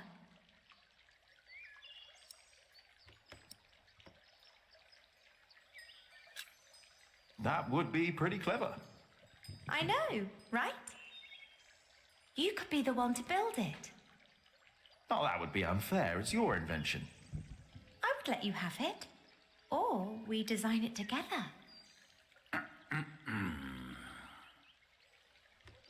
You still haven't shown us that statuette yet. Of course. Jack, if you may. What is that? A Greek who wrote a book called The Elements of Geometry. Oh, you will love this. Just watch. The Egyptians translated it into Arabic, and now the Englishmen are turning it into Latin. How very peculiar. And now? Just be patient, but don't look away. It takes some time for her to...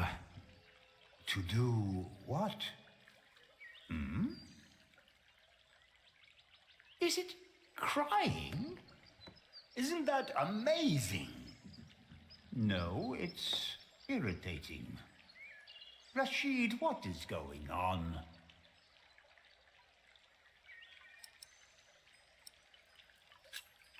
It's a mystery. Rashid, please. We all know that there is no such thing as a man-made miracle.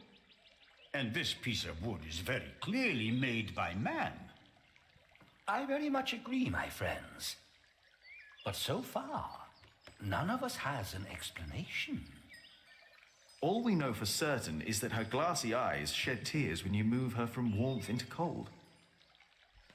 Like a plant at sunrise. Like dew. The only difference is the surface, that's all.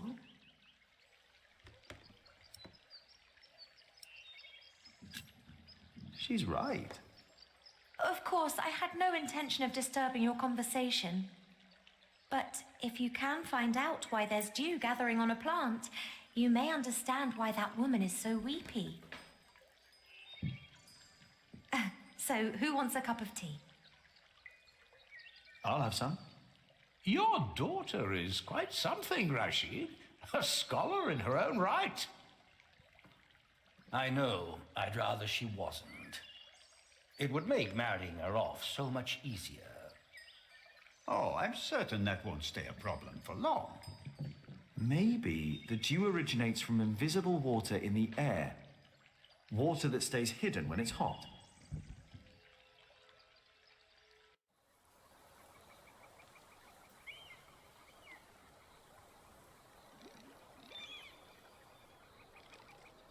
The Pilgrim Trails across France converged at Osterbat in the foothills of the Pyrenees.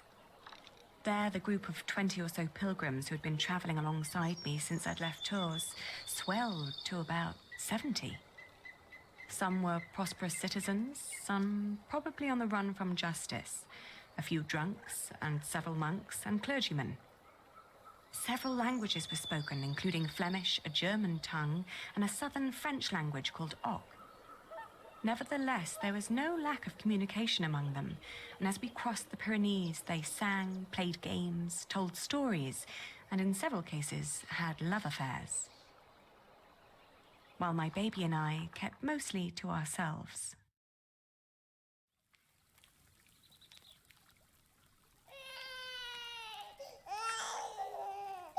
Ganz schön frech, die mit ihrem Kind.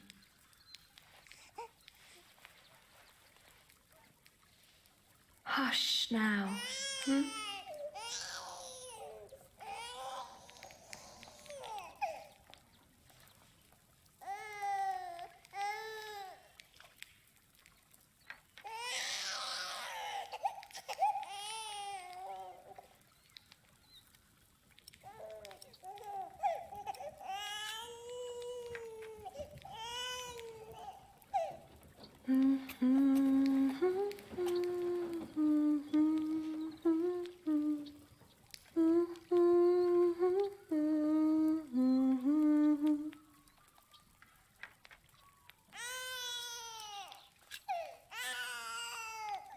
Richtig dreist.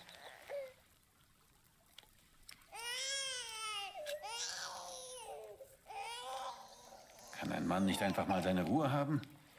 Der Weg aus Babenberg war doch anstrengend genug. I'm sorry. He has to cry himself out before he'll fall asleep. It will give you a strong voice one day, won't it? Do you have children?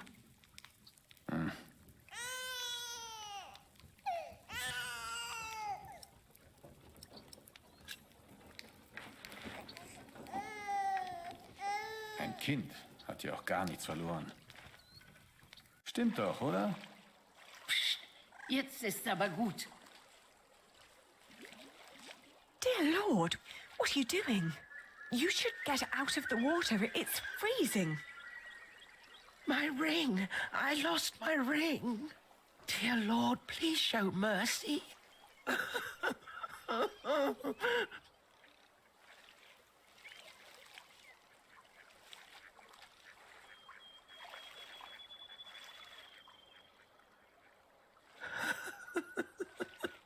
The cold will kill you. I can't leave without my ring. Come back to me. Please come back to me. She's not listening. Tomorrow.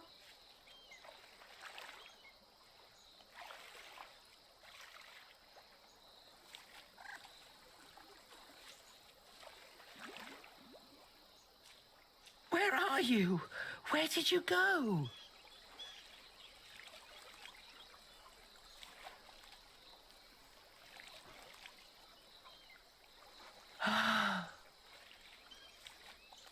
I'm glad I never had to use my dagger on my journey.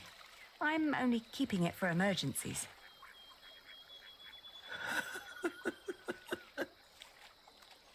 She's not listening.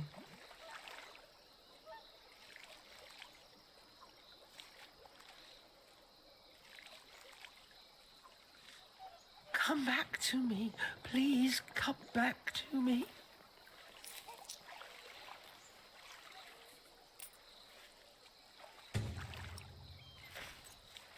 She's not listening. Where are you? Where did you go? I found it.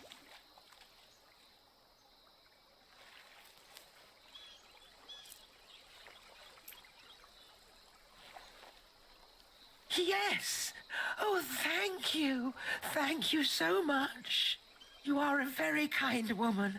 So very, very kind. I'm glad I could help. Yes, yes, thank you. Thank you so much.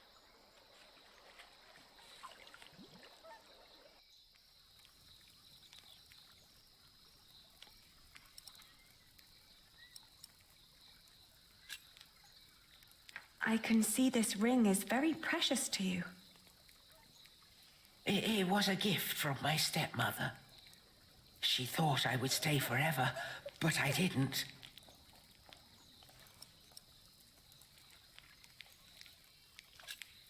Why did you leave?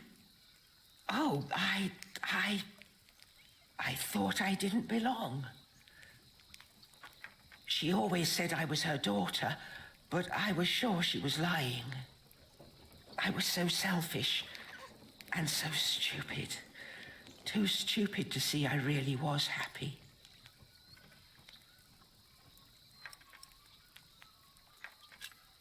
Are you getting warmer? I am, thank you. Tell me about your stepmother. She was such a kind woman. So very, very kind. Maybe you really weren't happy. I don't know. I was very young and thought I was unhappy because I didn't live close to the sea. But in the end, the sea did not feel the same about me. The cold there made me sick. It took away my sight.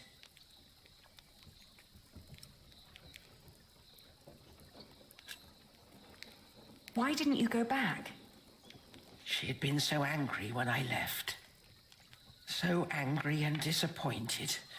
She would have never let me return. Ah, that's why you went on the pilgrimage. Yes, so that St. James might see my devotion, and I will be united with my mother in heaven. I'm just not as kind as you. Not kind at all.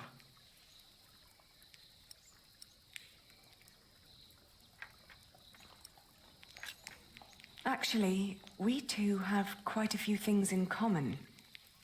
I too am trying to make amends with the one man I loved the most. I was told he went straight to Santiago. You will know soon. Not soon enough. It's still 4 weeks till I get there. He'll be there, I'm sure of it. I hope so. I just feel that with every day that passes, I'm losing him a bit more. And that the only thing I can allow myself still to hope for is not love, but forgiveness. I understand. Hey, hush now. Not long now and our journey will be over, hmm?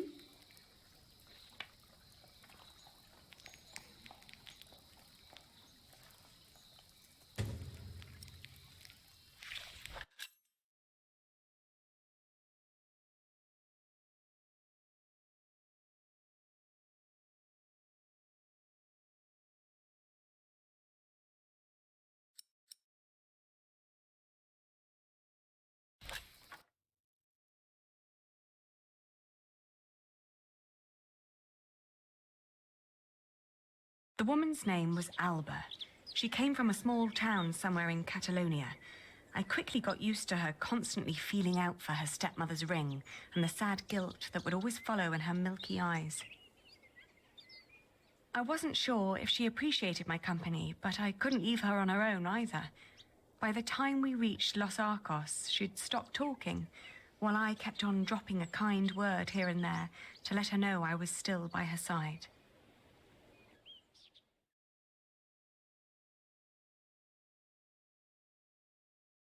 Alba believed herself to be of weak mind and body, and yet she walked the Camino with a strong sense of purpose that willed her onward. It made me wonder about what I'd told her about my own journey. Did I hope for love, or was I really traveling because I needed him to forgive me? But what was there to forgive? My decision to marry Alfred had been in the best interest of the people of Shiring. It was a sacrifice I had to make to stop the evil reign of William Hamley. These questions had haunted me for a long time now. But if I really was going to see Jack soon, it was time to make up my mind.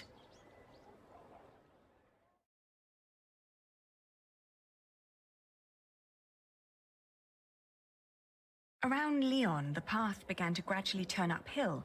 It was only 2 more weeks till we'd reached Santiago.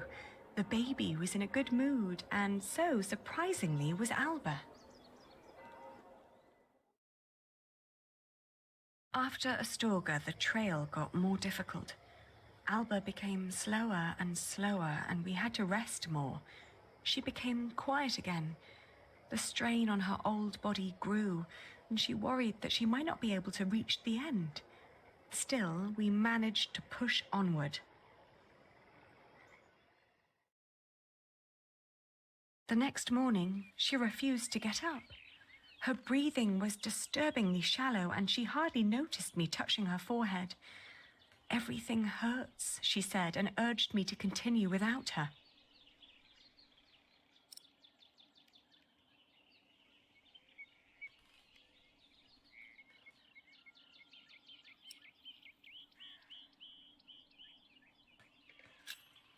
Of course, I stayed with her.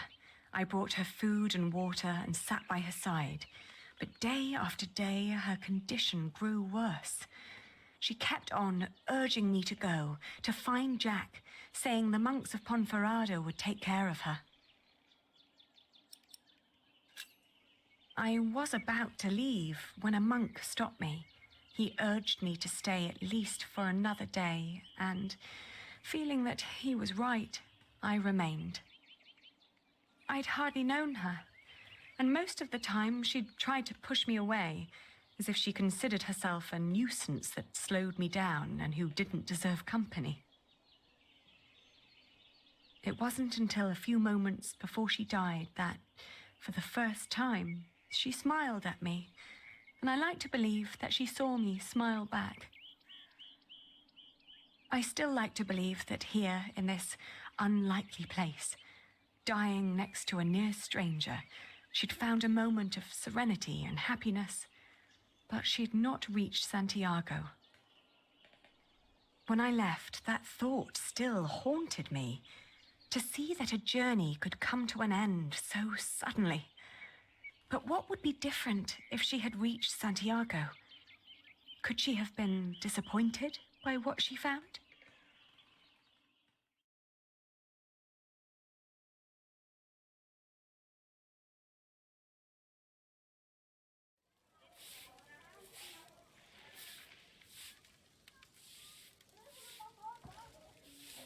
After months of hard travel, the child and I finally reached Santiago de Compostela. In the evening, we attended Mass in the great cathedral, then started to roam the town looking for my dear Jack. It was almost dawn when finally a priest pointed me to an inn close by.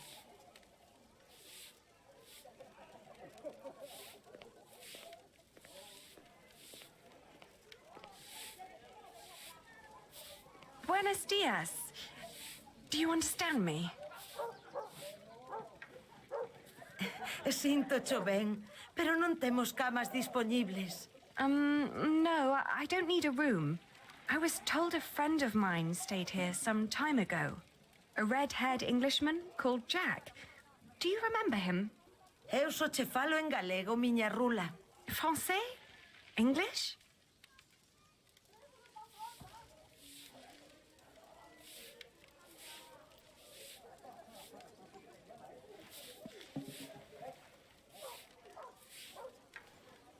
I'm looking for a man who likes to read a lot. E logo anda sempre cun libro en riba. Have you seen anyone like that? Pero, por que levas un libro en riba? Basta escangallar co peso. She doesn't even understand that I'm looking for a person yet.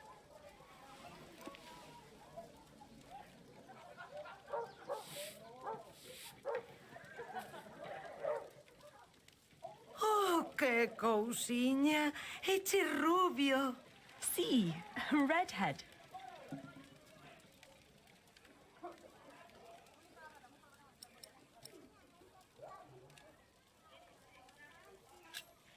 Have you seen his father, Padre del Niño? Jack Builder? Ven sendo un peregrino.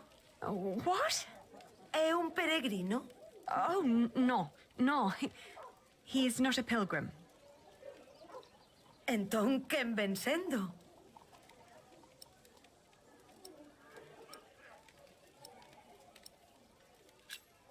He's a mason.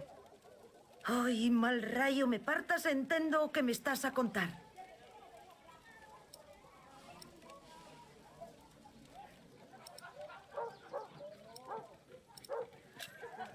Oh, is there someone inside who might be able to translate for us? Nena, que temer que te entenda. A translator? A guest? Agora mesmo estanche todos a dormir. Case che diría que volvas mañá pola mañá.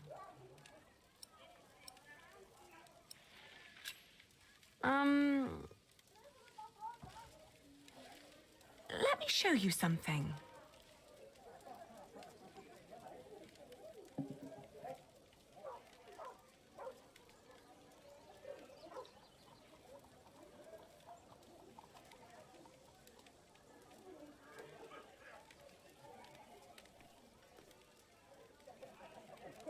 He's a mason. He builds things like that. Ah, eche masón. Albanel. Sí, a mason. It's the same word in Galician. Por aquí pasan unha morea de masóns. Non me poderías dicir algo máis sobre el? Oín falar dun masón que dis que se dedica a traducir libros en Toledo. Polo visto, di que se chama Jack. Yes, Jack. Have you seen him?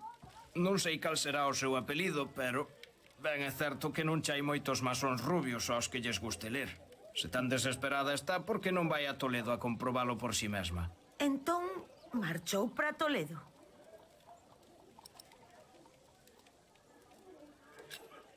He went to Toledo? A Toledo marchou, sí. Di que o teu Jack podería estar en Toledo. All right, so I will go to Toledo then. Gracias. I just pray that I understood you correctly.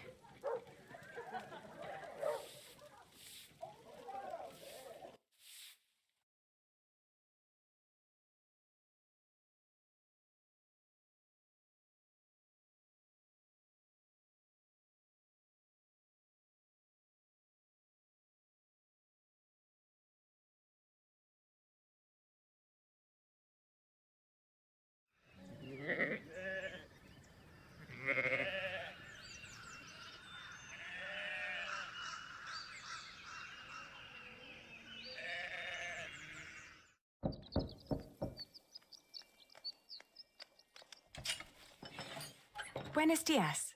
Parlez-vous français? English? Of course. How may I help you? I was told a man named Jack Builder lives in this house. Who told you this? A group of scholars living at the edge of town. They said he used to translate old scriptures about mathematics before he moved here. Please wait here. I will talk with Master Rashid.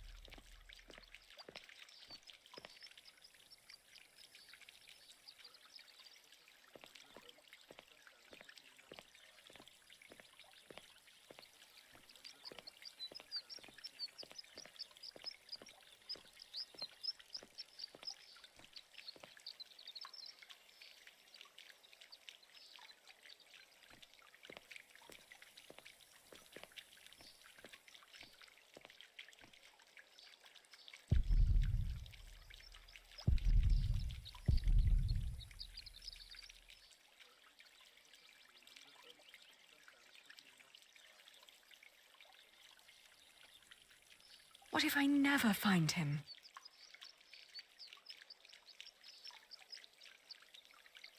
Imagine living in a house like this.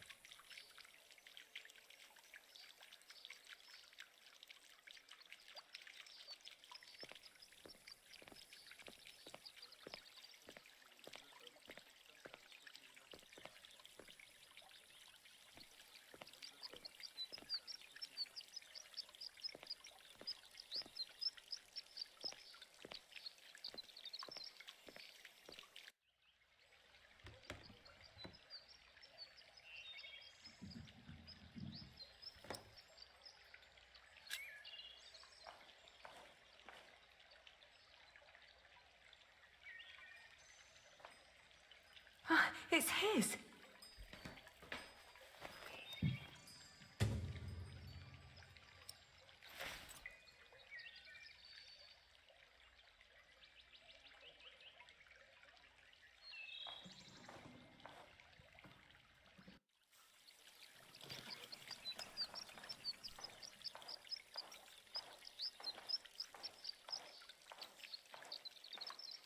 Oh, there you are. May I ask who let you stroll around our house?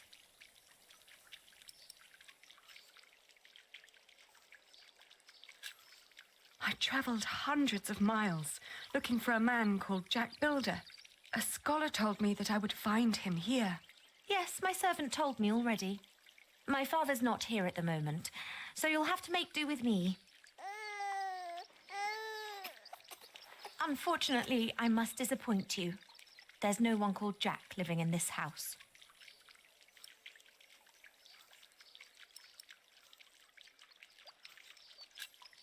Maybe he took a different name then. I'm sorry, but this is not easy for any of us. I think you should know that Jack and I are promised to each other. Maybe we should go inside. The sun's burning, and my mother doesn't need to hear us.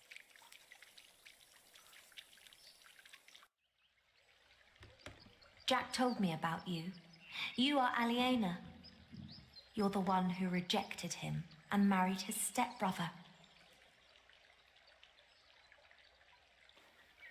And now you want him back.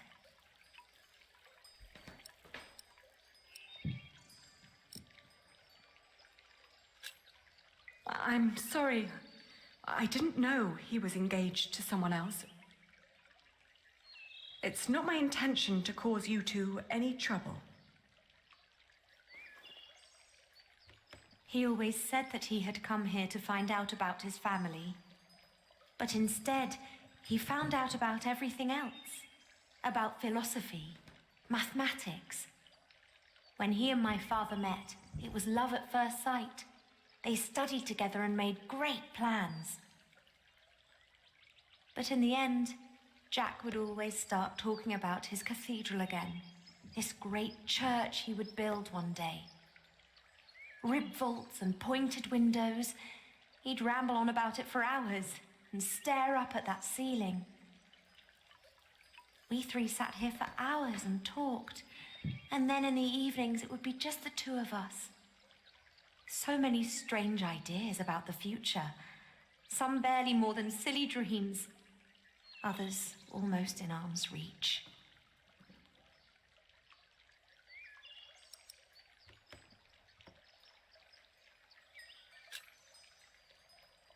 You're talking about him as if he were gone. Well, he's not here anymore. My father had offered him work as a master builder here in Toledo. He would have been well off and free to spend his evenings under vaults like this, with me as his wife. But in the end, he refused. Tell me, did you really marry his stepbrother? It was the hardest decision I ever made. But it also felt like a sacrifice I had to make to fulfill a promise I made to my father. It was all for nothing. I thought I had no choice. I didn't want to hurt him. Believe me. I do. You know, he left me because of you.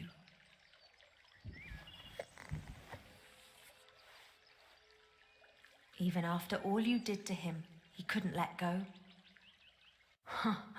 He can have that effect on people. But apart from that, we made our peace with him. Father even gave him one of his favorite pieces of his collection as a parting gift. A small wooden statue with stone eyes in exchange for his slingshot. Would you mind telling me where he went? He went to Paris to work on the Cathedral of Saint-Denis. He said he never found out about his father, so there was no reason to stay down here anymore. Paris? Yes. If you find him there, tell him I don't miss him.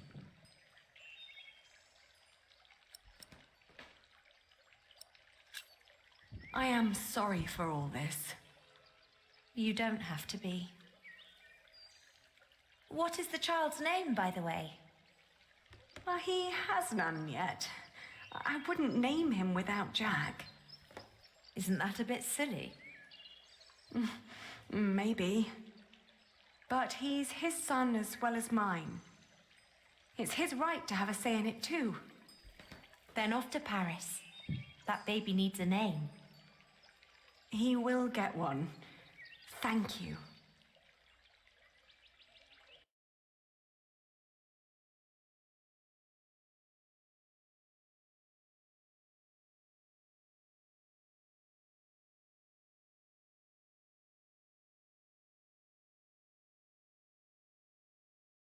I travelled back along the way of St. James, passing through Astorga, Lyon, and Burgos. I crossed the Pyrenees, revisiting Bordeaux, Angoulême, Poitiers, but never stayed longer than one night. The closer I came to Paris, the stronger my old doubts and fears resurfaced. If Jack really was there, what was I to say to him?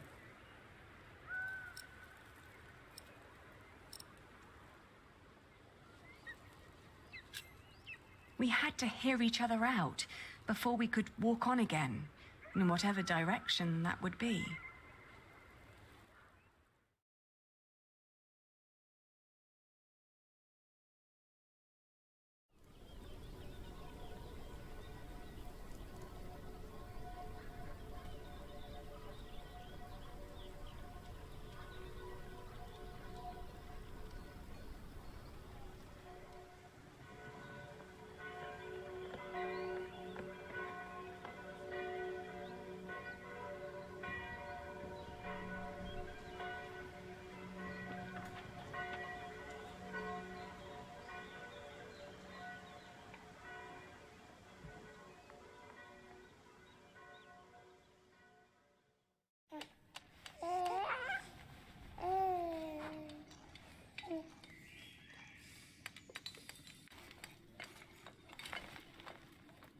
If he's here, I'll find him on my own.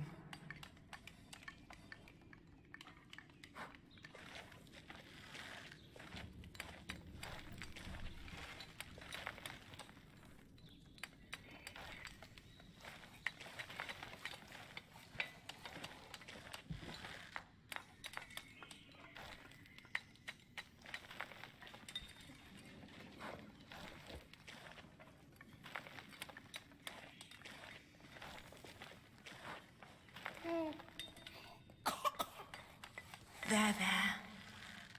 Are we awake then? You almost missed this. Look at these colourful windows. Look at the light.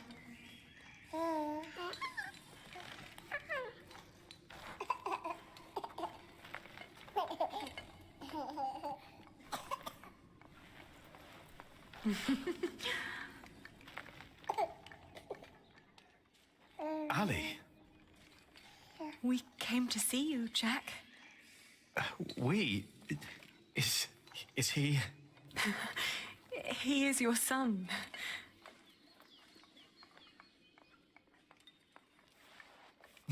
My son?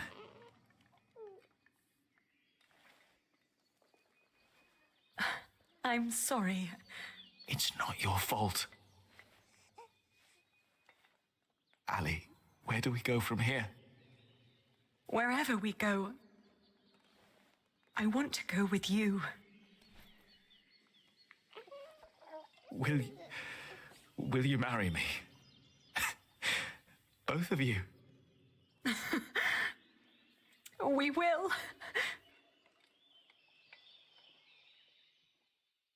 We stayed in Paris as husband and wife. And our son, Tommy. The days went by quickly. Jack had learned much working as a builder in Saint-Denis. Days became months. Then after a year, we both grew restless. Where can we go from here, we asked ourselves again. We both confessed that we wanted to see our families, our friends. And then we knew where we wanted to go. Home. Even if it was in shambles.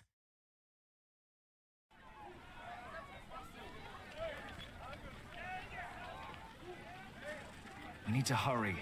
The ship to England will leave soon. What's going on here? Whatever it is, if the crowd doesn't clear up, we'll miss our ship.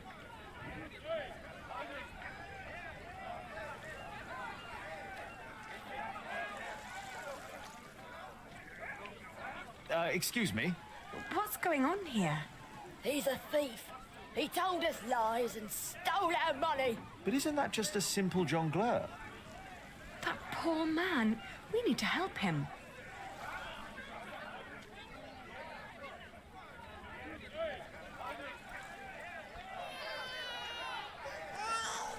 Oh, he doesn't like it. Neither do I.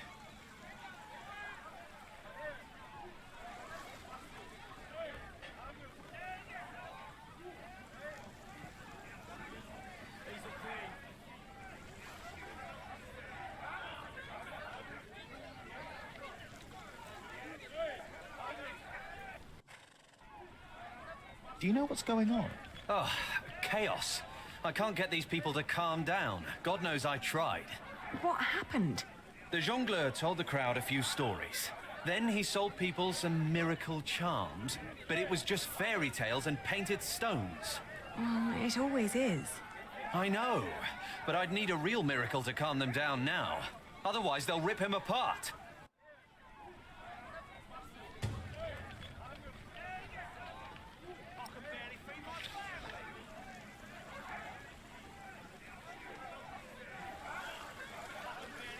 This isn't the right place.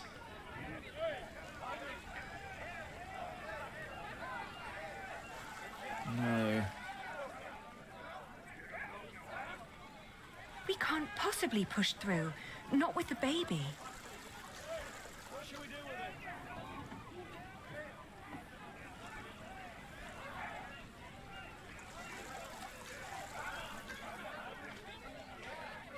Could make the horse get their attention. Or ride it through the crowd. That sounds a bit dangerous, doesn't it? You think? What should we do with him?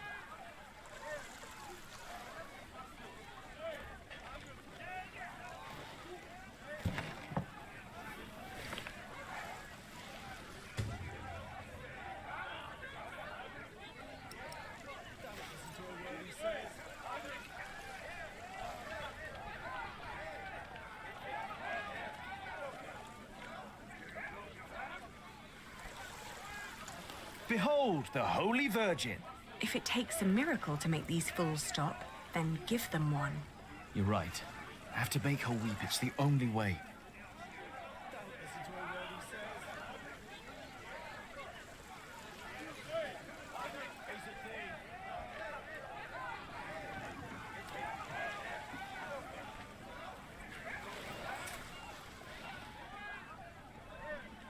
Do you see? It's working. Your friend Rashid must be quite the miracle worker.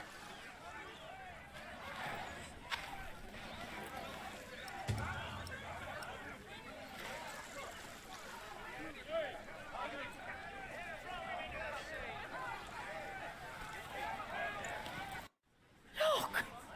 What's going on? The Holy Mother. She's crying.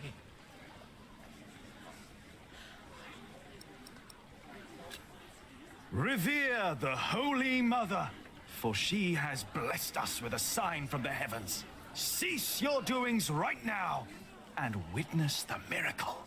It's true! Lord in heaven. Why is she crying?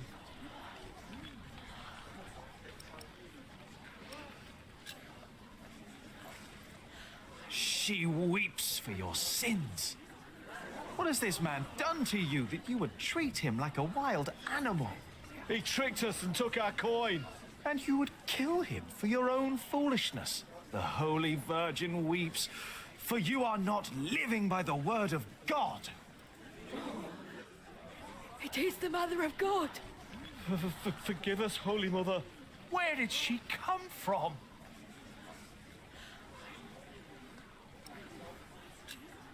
For hundreds of years, she languished in the land of the Saracens. Dormant, she has been waiting for the one to bring her home. Listen to what he has to say.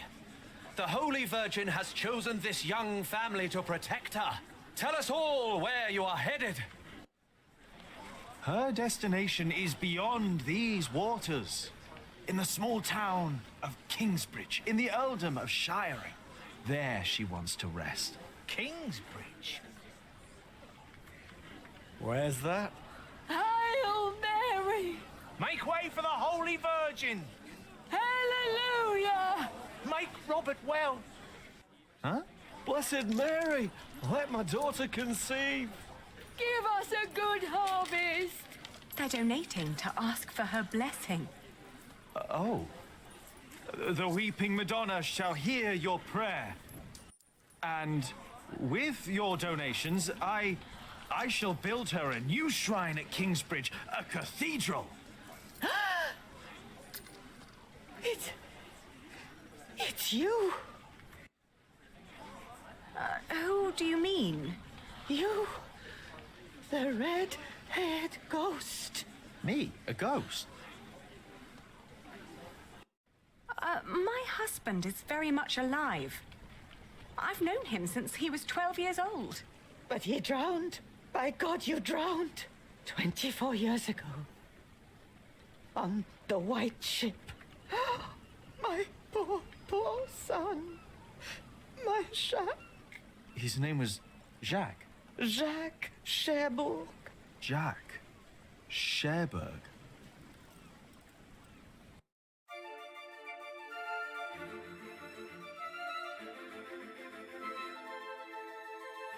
Wow, that was chapter 15, chapitre 15.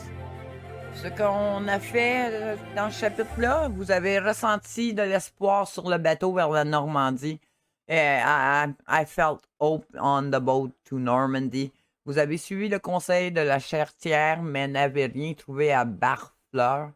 Yeah, we took the chariot, the woman chariot to Barfleur, but we didn't find nothing.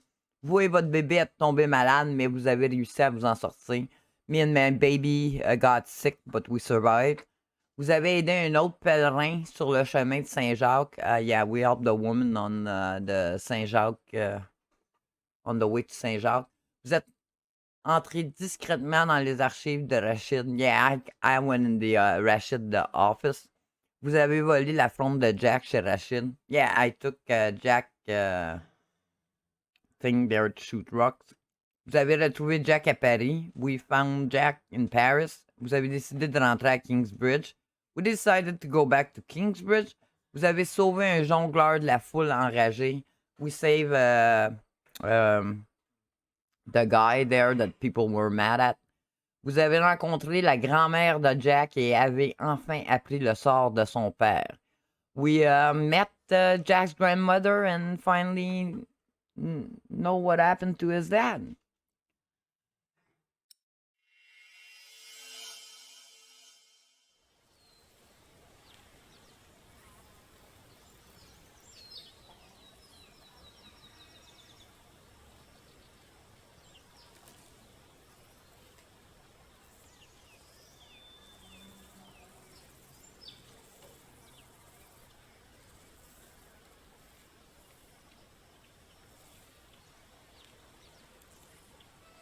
So much has grown. But there are no roots, no herbs.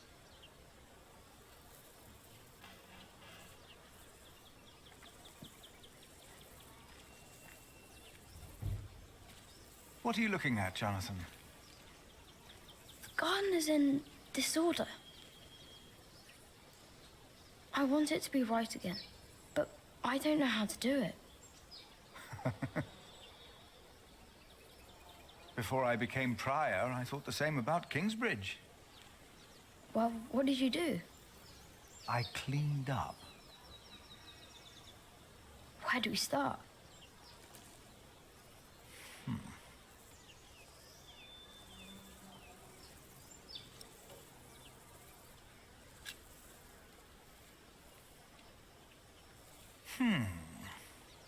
Some plants are weeds and must go before we can plant new seeds. What are weeds? They take away what the other plants need to grow. Light, water, room. What do we do? Pluck them. They look a lot like every other plant, so you need to learn how to tell them apart.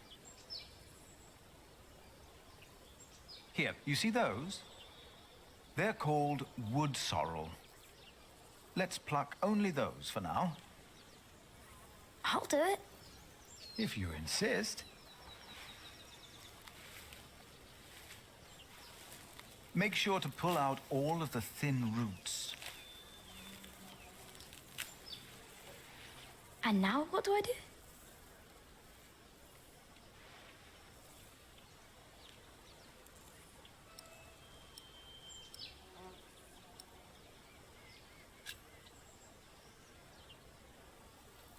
For plants to take root, the soil must be loose and fertile.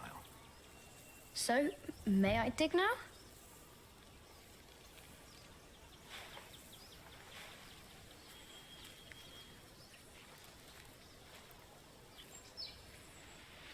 Done.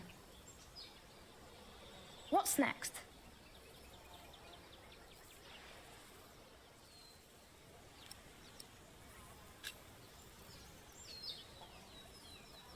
Stay here. I'll be right back.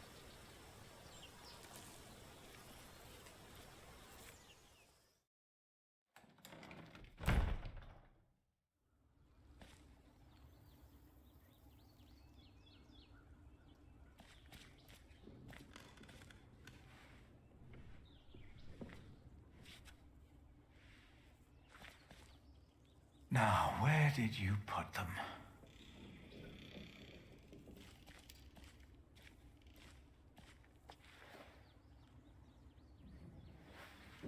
Ah, here they are.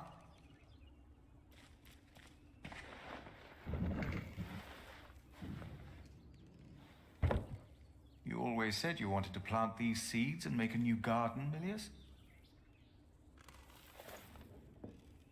I think it's about time.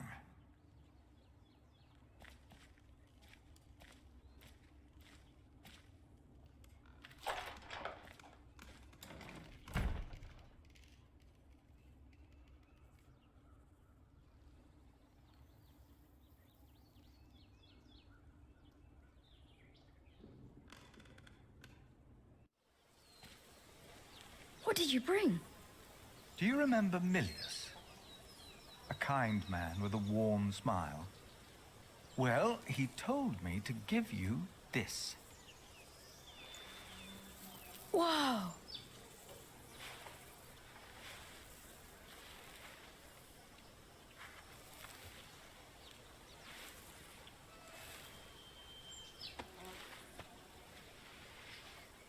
Now we just have to wait. All right.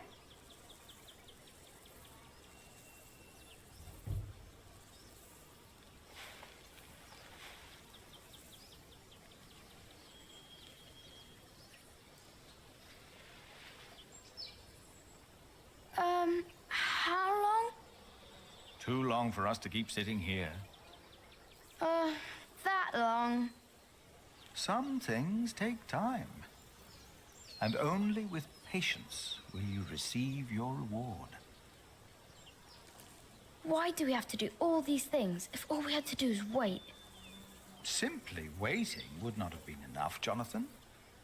You just paved the way for things to take their course. They are happening right now. And in a few days' time, we will return and see the first green leaf of something new. Oh. Is it God's reward? Maybe. Does he make things grow? You made it. No, I just planted the seed.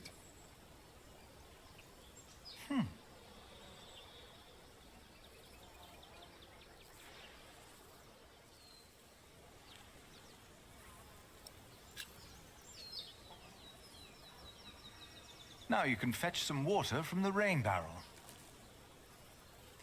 But that water's smelly. It's been there forever. There are many trees by the river. I bet that water's better. That's a longer walk, though. I don't mind. The distance is worth it. Maybe you're right. It is worth it.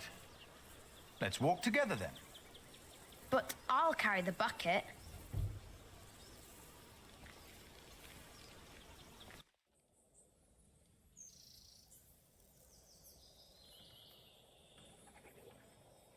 Why isn't Remigius holding the sermon? What's gotten into Philip?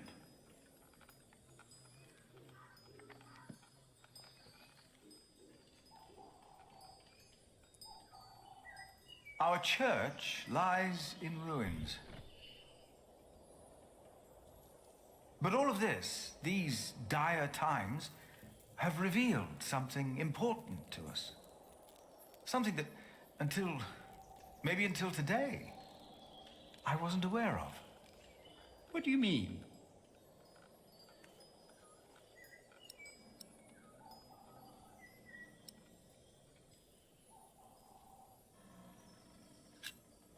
God doesn't watch us from above. While you and I have waited for God to make things better, a lot has happened. Hardships and happiness. Yesterday, I heard the choir sing a new chant and was moved beyond words. Today, Jonathan tended to our garden to make it beautiful again. And he told me of things I almost had forgotten. God doesn't work in the ways we might assume. All good and all evil the scripture tells us about are not out there or in here. They are within each of us.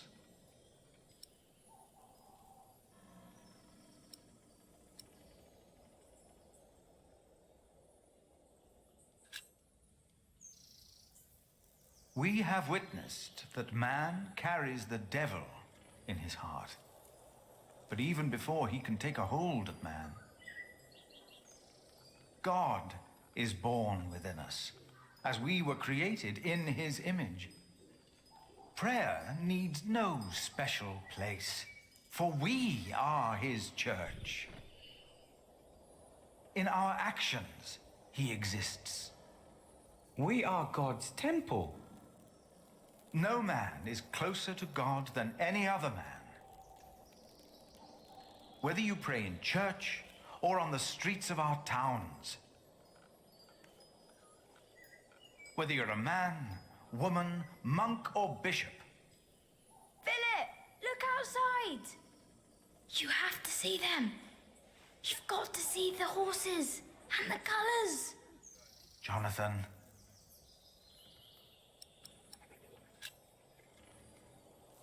Now, what's going on? I heard noises and I went to look. Calm down. What happened? But the priest said they brought a miracle. Who? What? What priest? Step right up, brothers and sisters. For you are about to see something that will change your life. Who is that? They brought us a miracle. A miracle? Don't be shy. There is no danger, just awe that awaits you here. Ah, you must be Prior Philip. I am Brother Reynold. I have been sent by the Archbishop of Canterbury. Here is his letter, in case you have reasonable doubts.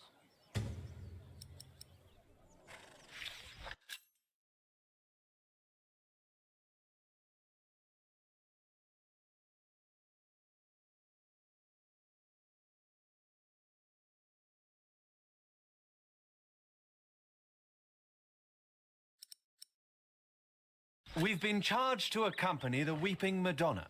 She is to replace the loss of your relic, Saint Adolphus the Martyr, who was taken from you, I hear, with brute force. What? On her travel from far away Africa, she has collected donations to reward Kingsbridge for your faith in her and in the Lord. I can't believe this. What is all this? You do believe. That is why she came. And that is why you shall witness her miracle for yourself today.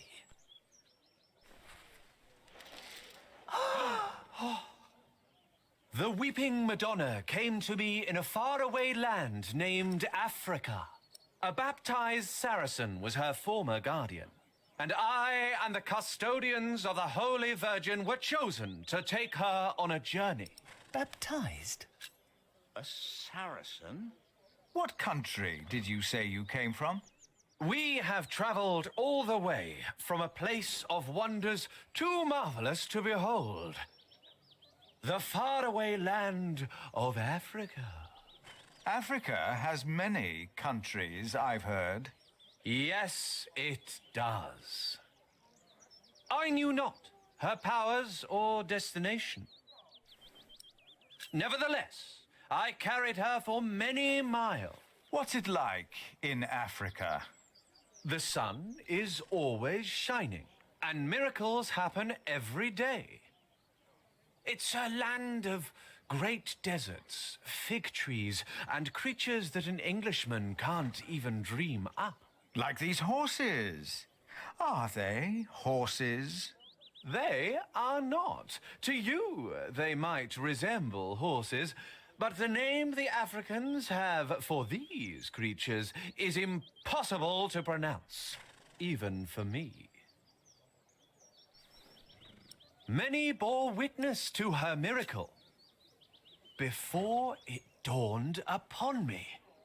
What you told me about Africa sounds very different from what we know here. Just like the miracle you're about to witness.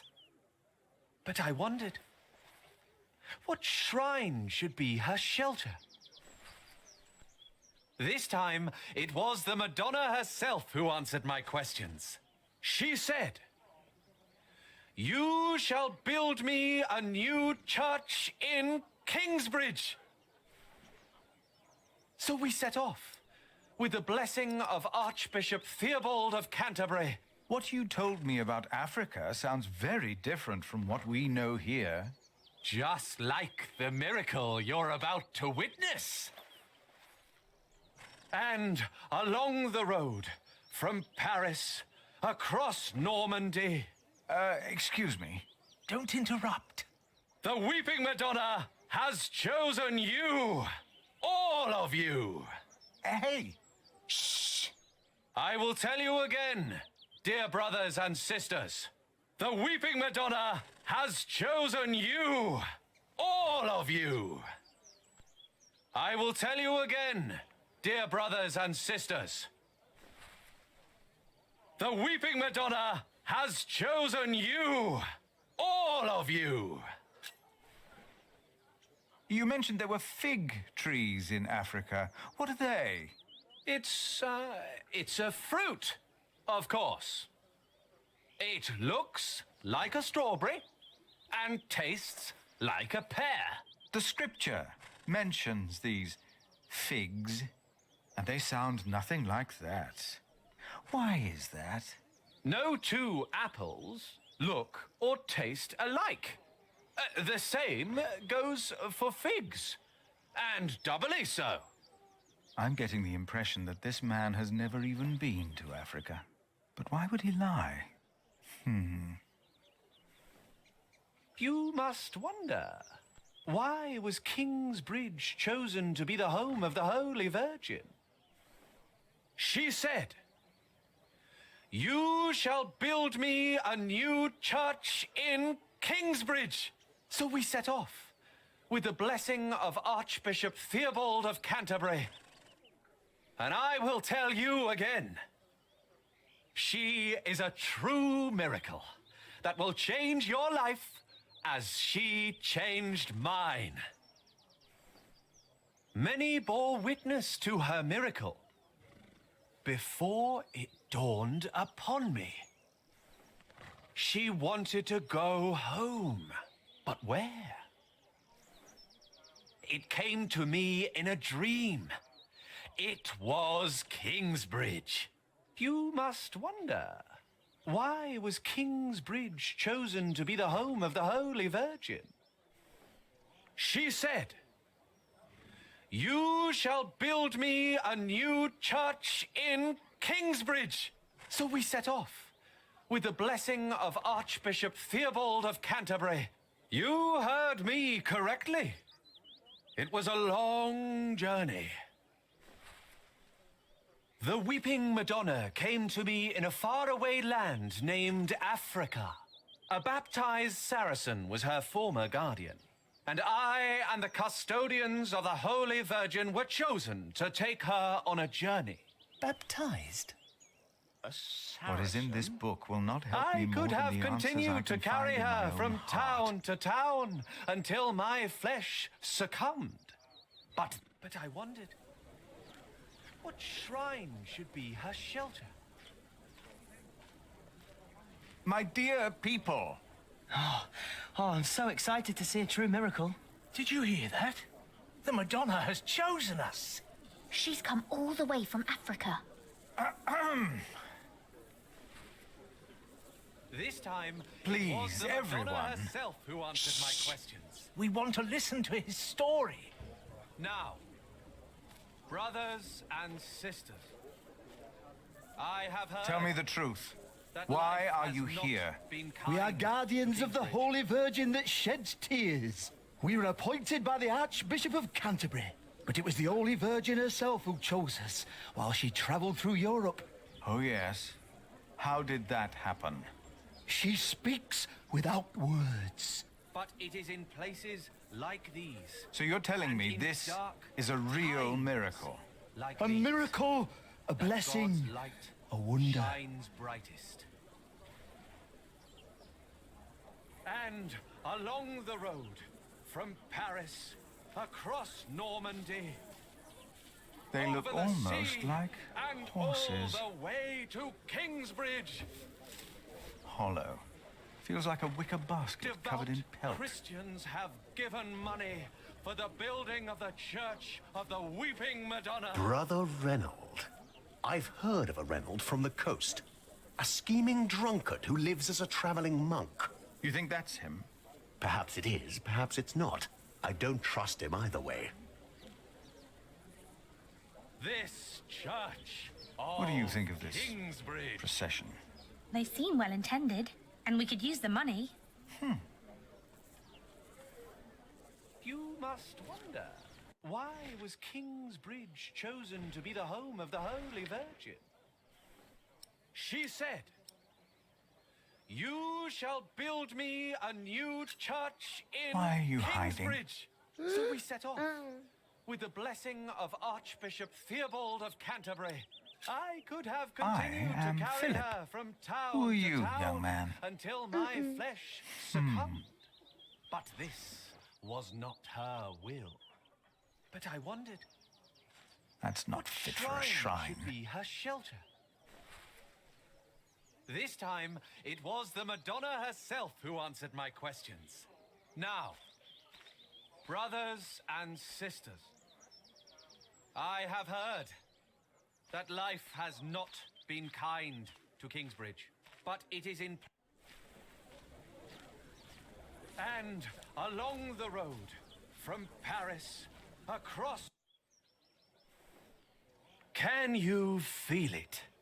Brothers and sisters, you are about to witness a miracle. The Madonna knows how you have suffered.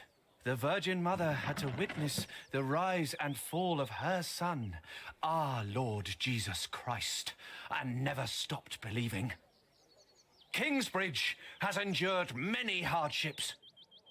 Prior James left you before his time when you needed him the most. Your old cathedral was burned to the ground. How do you know this? And your new one collapsed even before construction was finished. You have suffered the ruthless destruction of your market, homes, and lives. Dada! All of you have lost husbands, wives, and children, family and friends. Dada! All of you know how it is to be hungry and afraid. Jack. Aliena. Philip. But this is a miracle, isn't it? Or something along those lines. But how? We thought it was time to give Tommy a home. The boy? Your boy? Well, Philip, do you recognize him? Our little Tommy? Tommy? But...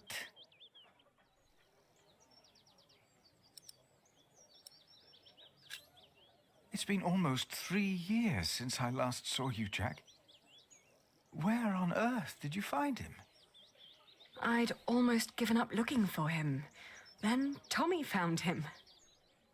And you decided to come back? Well, this is our home, after all. Then what on earth is all this? This miracle? With the Madonna, we were able to collect donations for your priory and for Kingsbridge. Really?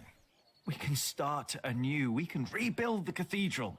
What's the catch? I'll get to be master builder. Why? I've studied the cathedrals, churches, and houses they build in France and Spain. I saw how different their constructions were, with new shapes, colors, and ideas. Oh, you should have seen it. They combined rib vaulting and pointed arches. I want to do that. That's why. Why here? Because this is home.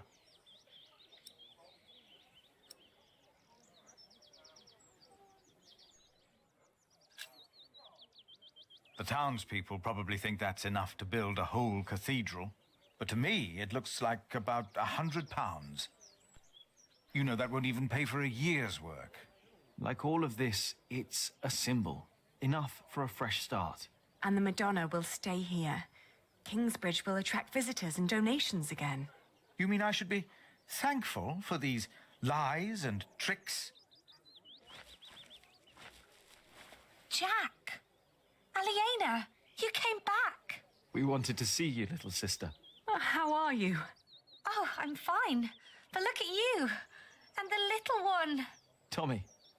How are the others? Alfred left Kingsbridge. Richard shows up every now and then, and Ellen returned to the forest. We need to visit her. What's wrong, Mother? I'm glad you're back. I am too. Very glad. She looks like she's about to cry. She will weep for your suffering, Kingsbridge. She knows your pain. What now? The miracle.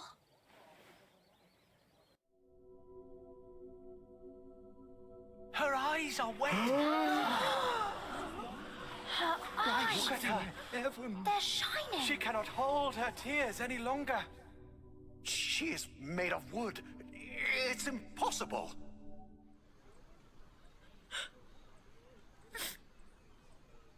Why are you weeping? She is mute ever since her husband died. The Madonna has suffered as I have. She understands.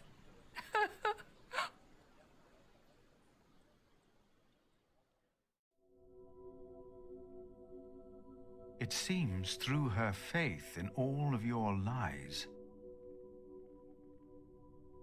Mary has found a miracle. We can't keep trying to repair Kingsbridge by ourselves. Things are not improving. We're struggling to keep things as they are. But we can't afford to hire help. Without farming and fairs, we're back to Prior James's time. All these past years, my advice was good enough for you. But it appears you've changed your mind now, again. It is time we started doing something To wake up and make Kingsbridge what it used to be. We did before and we can do it again. I'm not willing to accept a risk like that. Don't you remember what happened last time? My, how easily we forget. I remember well. And still, you put your trust into a group of random strangers to make things better. Philip, why in God's name have you stood by and let this happen? They're tricking us into giving them money for false idols. They are giving us money. So that we'll place this idol in our priory? Do you approve of this?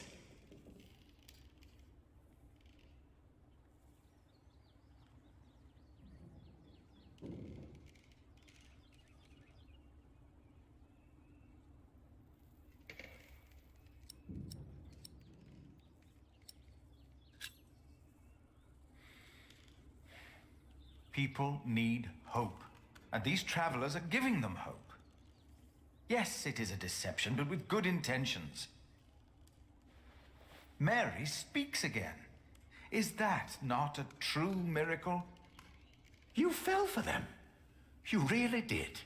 And now you joyfully take part in their deceptions. I'm warning you.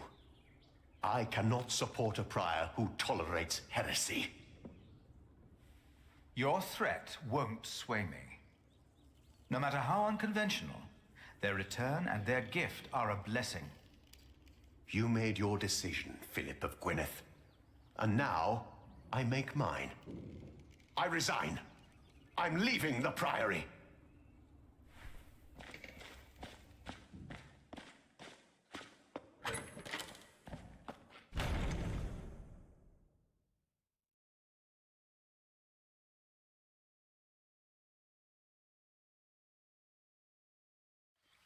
You got so big, Tommy.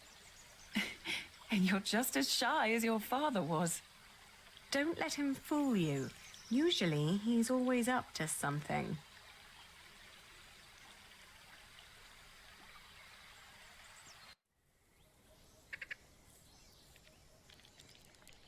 Tom would have been proud of you. Of both of you. Is she still here? Hmm? Tom's wife. Oh, no. Martha and I moved her to Kingsbridge. She's with Tom now. He always wanted that. Ellen, we found Jack's family in Cherbourg. The place he came from wasn't Cherbourg, it was Cherbourg. But... really? What were they like? They were good people. His grandmother said Jack looked just like him, like his father. He does.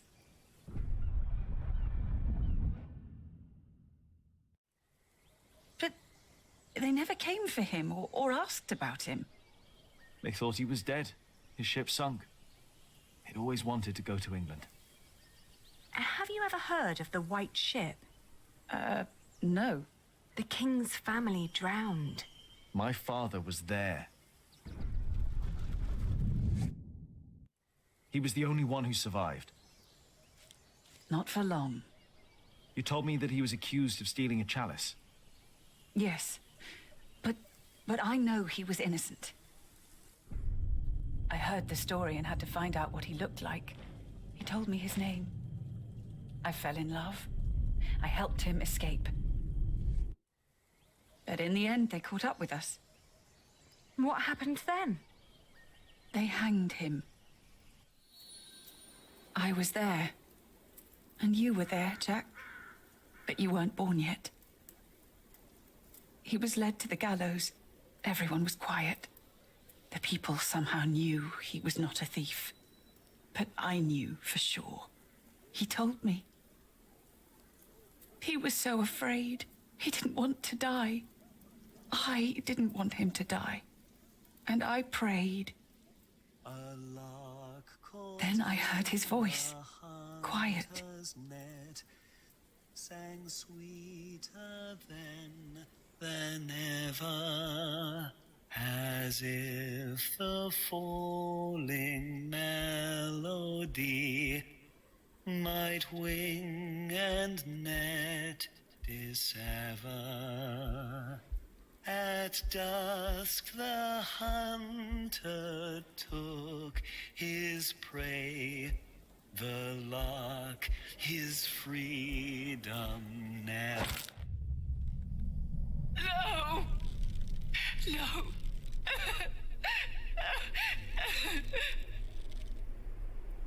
You said that 3 men were responsible for Father's death. Who were they? The Sheriff of Shiring, Percy Hamley, Prior James of Kingsbridge, and Archdeacon Waileran Bygod.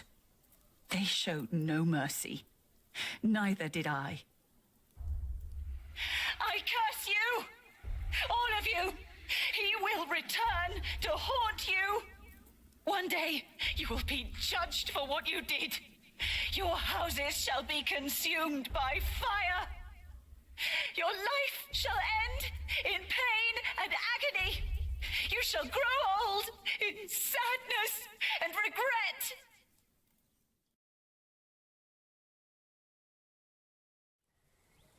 The people they killed will return to haunt them. I promised them.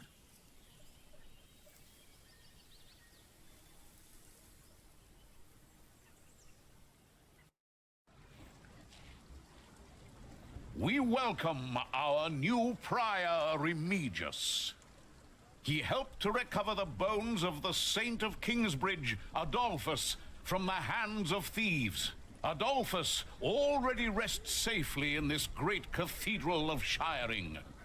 Our master builder Alfred promised me that it will only be a matter of a few years until the cathedral will be finished. And the Earl of Shiring has promised to support us. But he has not done so for himself. No, the Earl is not a selfish man. His mother, Lady Hamley, is sick. More and more, I feel the whole of England is suffering from a sickness. The sickness of war, poverty, and most of all, heathen beliefs. I have spoken to God. I asked him, begged him to walk amongst us, to heal us. But God told me that only when this great cathedral is finished will he have a temple to reside in. No matter the cost, this shall be a towering castle to protect us from evil and false beliefs. With this cathedral, we will bring an end to the dark times. Waileran Bygod. Jack, what are you doing here? My father died by your hands, Waileran. His name was Jacques Cherbourg.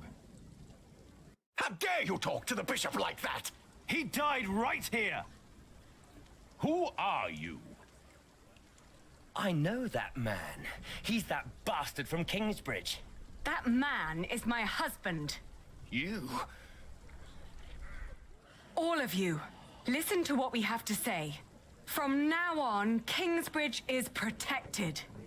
By our knights, by our walls, and by the word of the king. So whatever you do, we will defend our town, our market and fulling mills. And our cathedral, which we shall rebuild. All workers are invited to come and work for us. Oh, preposterous. If you so much as try to bring harm to us, Bishop, we will make sure that you pay for everything you did.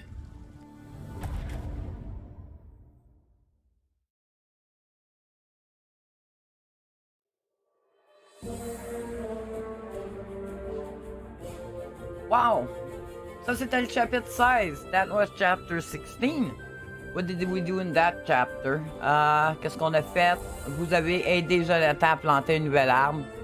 Yeah, we helped Jonathan to plant a seed. Vous avez prononcé votre premier sermon depuis longtemps. Yeah, Philip pronounced a sermon in front of people been a long time he didn't do that. Vous avez approuvé la tromperie de la Madone car elle donne espoir aux gens. Yeah, I accepted the lie about the Madonna because it gives hope to people. Eliana et Jack sont revenus à Kingsbridge. Et Eliana and Jack return to Kingsbridge. Eh bien, c'est tout pour cette fois-ci. Merci d'avoir été là. Soyez sages, portez-vous bien et à la prochaine. Well, that's all for now. Thanks for being here. Be kind, stay safe, and see you next time. Bye-bye.